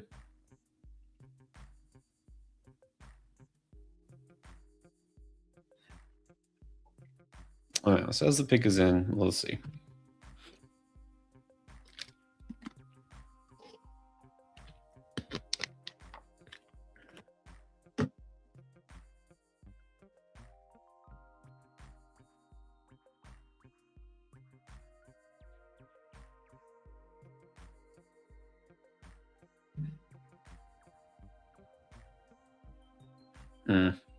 And it's commercial break. It's they took defensive tackle Peter Woods. All right, nice and boring. So we got 3 left. Is that right? 3 picks. 3 picks left. Niners, Bills, and then the Seahawks. Well, it will be interesting. I think that's the only last one. Does Seattle take Price or our running back? I could see it. I could see it. I could see him not. I could see him, feeling like we're fine. But I mean, like, well, it's not the biggest need, but what do they need? You don't really need much. You just want it all. But they don't need defense. Did they lose anybody big in free agency? Like what? Yeah, I feel like they did. I feel like they did lose some big players on the defensive side. Yeah, that's the only thing is why it's so tough to repeat. Is once you do win it all, then coaches leave, big guys get paid and leave. Kenneth Walker was the big one that left for them. I don't think they lost anybody huge on the defense, though, did they? I don't think they did. Boye Mafe, I don't think that's a huge. Oh, yeah, I forgot. Tariq Woolen. So they could go secondary. Yeah. Maybe that's it. Which would be boring. By the way, Reek Woolen, UTSA, crazy UTSA grad, and he yep, NFL. It is crazy. Yep. UTSA. Where's my hat? I don't know what UTSA's hat is. So. Got a UTSA fan. My daughter goes to UTSA. So. Let's see. Oh, Jets.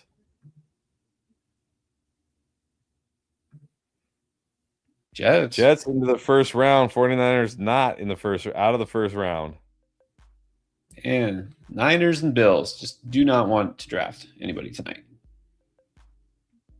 Wow, who are the Jets? What are the Jets going to do here? So is this going to be the third pick in the first round for the Jets? Yes.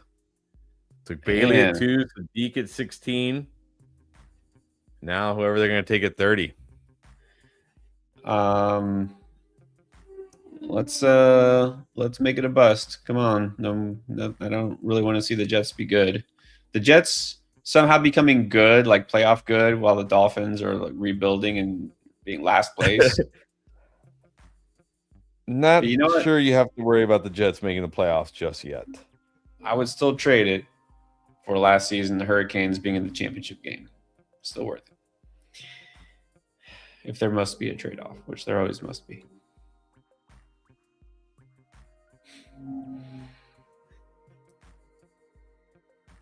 I said I'm a very realistic Dolphins fan.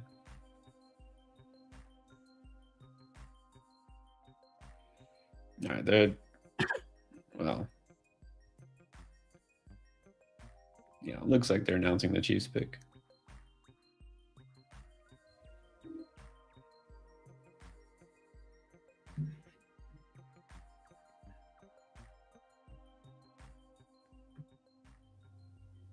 They're pretending to announce the Chiefs pick. Like, there you go.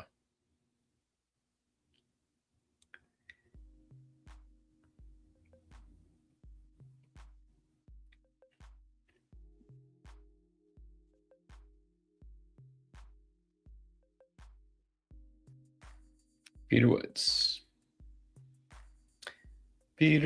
No, not too bad. I don't know. What do the Jets need besides everything now? They still have significant needs. They obviously don't need tight end. Haven't addressed the defense except for Bailey. They haven't addressed the secondary. Pretty much need everything. Yeah. Let's see. Omar Cooper. Is it? Wow. But I mean, he's a good compliment to Garrett Wilson, but I mean, how good are we gonna feel about Omar Cooper on the Jets? Well, I'm not gonna feel good about him or Sadiq this year, but again, we gotta think long term. If if the Jets jet and they have a nice draft pick next year, or they trade up or whatever happens, if they get a good young quarterback prospect. If that's a big if. That's a big assumption, isn't it? But Cooper's a nice player. I mean, I think he was worth being a late first round pick. Yeah, I do like Cooper. Not going to be a stud necessarily, but he doesn't need to be. This is a good fit for him because he can be the number 2 alongside Garrett Wilson. And you got Sadiq there to help stretch the field. So I think this is a good fit. No, I think I agree. It's a good fit. He'll be able to play the slot role, which I think he needed. So that's good. But I mean, it's a New York Jet Geno Smith offense. Yeah. Now this year it's not going to be worth drafting Omar Cooper. That's for sure.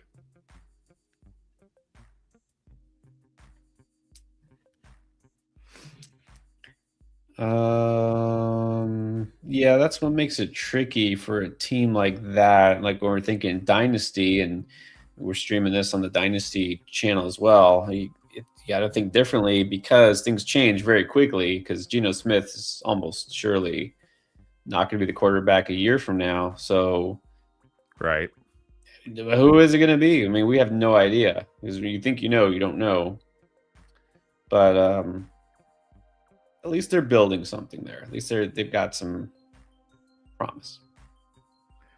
Yeah, I mean, I will say for me, if you're watching this on the Dynasty channel, there's definite tiers for me. Like love, assuming Superflex, Love, Mendoza are like the first tier for me. They're 1, 2. Then those 3 wide receivers, Tate, Tyson, Lemon, they'd probably be the next tier. Then I think I'd probably just put like Sadiq, Concepcion, and Cooper together in the next tier. And Ty Simpson in his own tier way down at the bottom. Yeah. It's only Dynasty Superflex. And even then, I don't know if I would even draft them. No, I wouldn't. No. I mean, look, give Sean McVay credit, but let's not just assume he's going to make any quarterback into, Pro Bowler.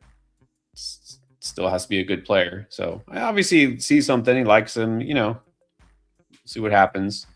Well, now I'm seeing, according to Hayden Winks, he watched the press conference and he said Sean McVay did not seem excited about the Simpson pick, but Les Snead was very excited. So maybe that was like Les Snead overruling Sean McVay and saying get Simpson. I don't know. There's no way after being there all this time and everything that McVay doesn't have say in who he's going to pick. I highly doubt that. I highly doubt. Guy who's got a Super Bowl and they're just going to be like, after all these years, nah, there's no way. I think that's a little projection. Probably. Oh, Titans just traded up. Titans? Bills. Well. Bills. Sorry, Andrea. They legit did not want to pick tonight. Neither did the Niners. Okay, so we got Titans Seahawks. For now, we'll see if the Seahawks make a pick, but that's it. Titans Seahawks to finish here. All right. Well, Bills fans. That's about right. Unreal. In the words of the great, you'll remember this. In the words of the great Twins announcer, who I cannot remember his name, after Kirby Puckett's insane home run, we'll see you tomorrow night, Bills fans. He didn't say Bills fans. We'll see you tomorrow night. See you tomorrow night. Yeah. Well, let me just say this. At least your team doesn't need to have a draft pick until the end of the first round and can afford to move down because they actually make the playoffs. Right? Exactly. Like, come on. Exactly. Let's do you really want a high draft pick or do you want a playoff team? I would take a playoff team. Yes.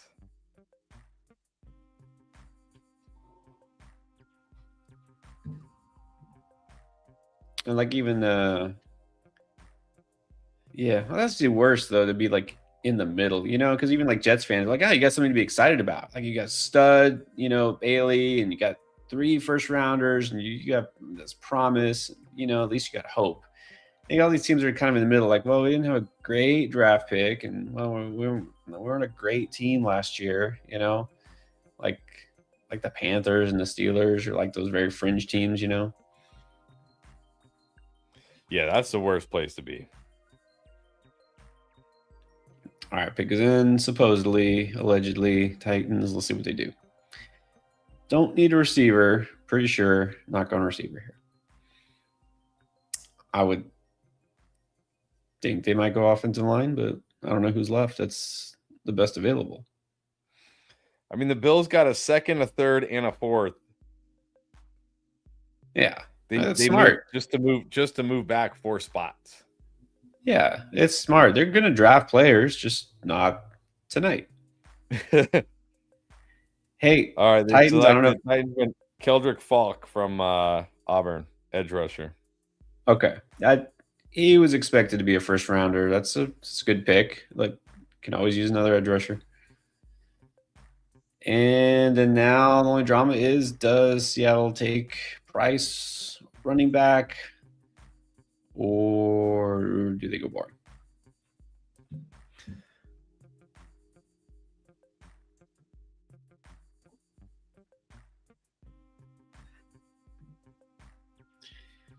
Good move. See, exactly. Good move.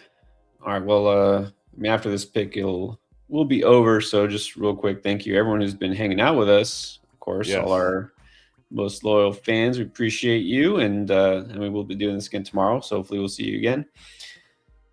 If anybody happens to be new here, maybe you're watching this back or whatever, it doesn't hurt to subscribe. We'll be doing football content year round, like we always do.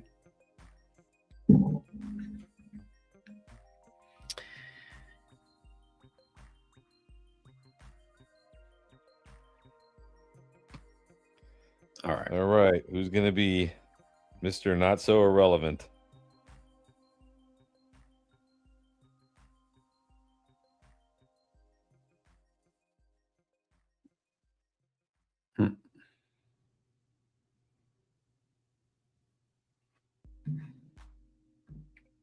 You know, Jets had their 3 picks. Titans had a couple now, but I feel like the Titans are still going to be in rebuild mode pretty hard this year. Oh, yeah. I'm not saying the Jets won't. Like, I don't see Geno Smith leading them to the playoffs. I'm not saying that, but I don't know. I feel like the Jets had winner tonight, it's got to be the Jets.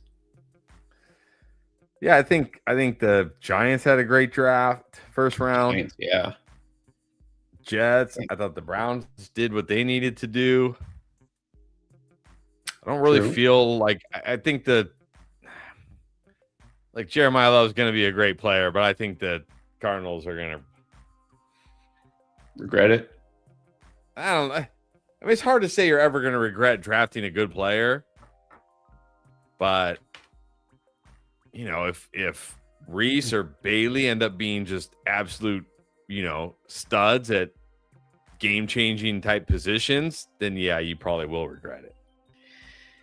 Well, the thing is, you're drafting someone number 3 overall. He needs to be more than a good player. He needs to be a great player to make it worth it. So I just don't know. I don't know if I see him as that, but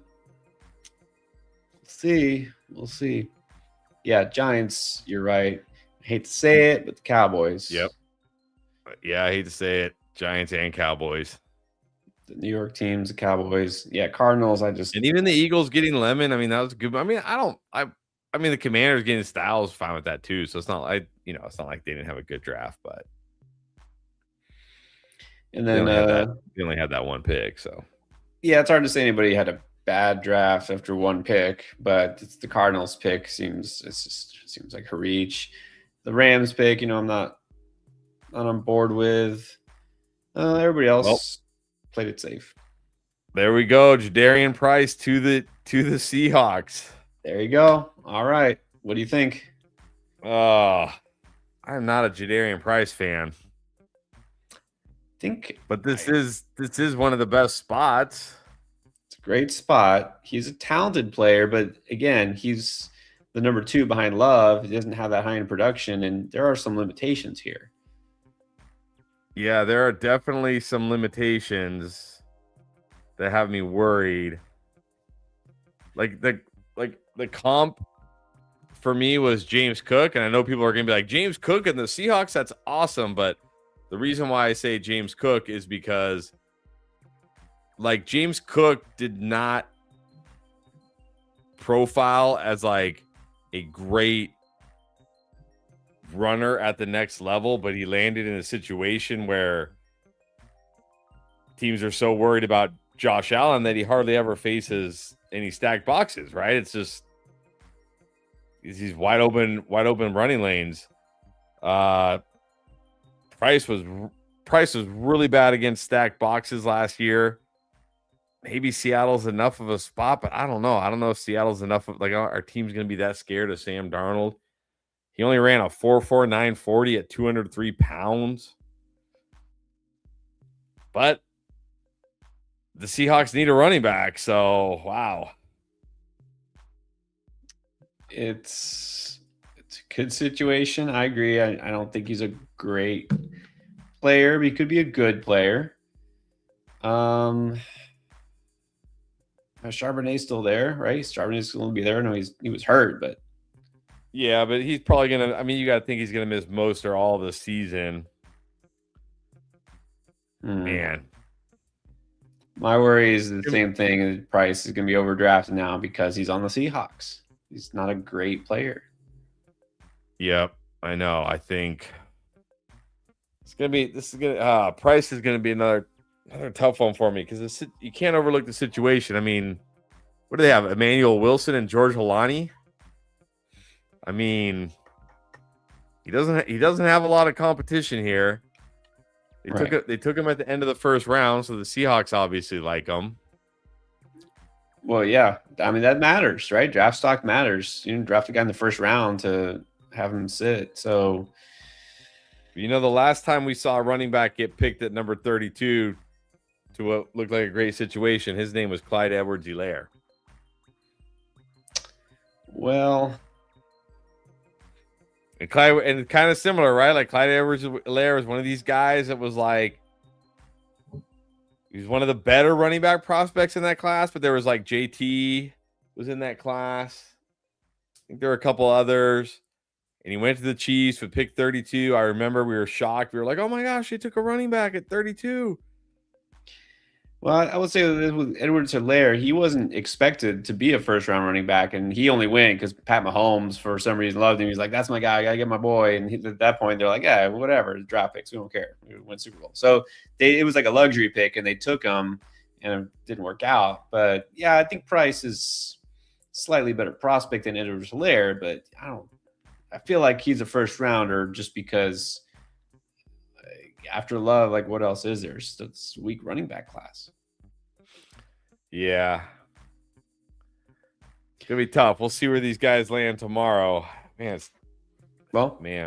Tomorrow we'll see more running backs taken, that's for sure. So we'll break it all down. But that's it. Round 1 is over. So day 1 in the books. We'll break it all down and see what happens tomorrow. I'm sure it's going to be even more interesting. And players land in places we did not expect. It wasn't a crazy first round, right? Nothing crazy happened today, but some interesting landing spots. Yes, and there will be more tomorrow, so for sure. All right, guys, thanks for hanging with us, and have a good rest of your night, and see you for day 2.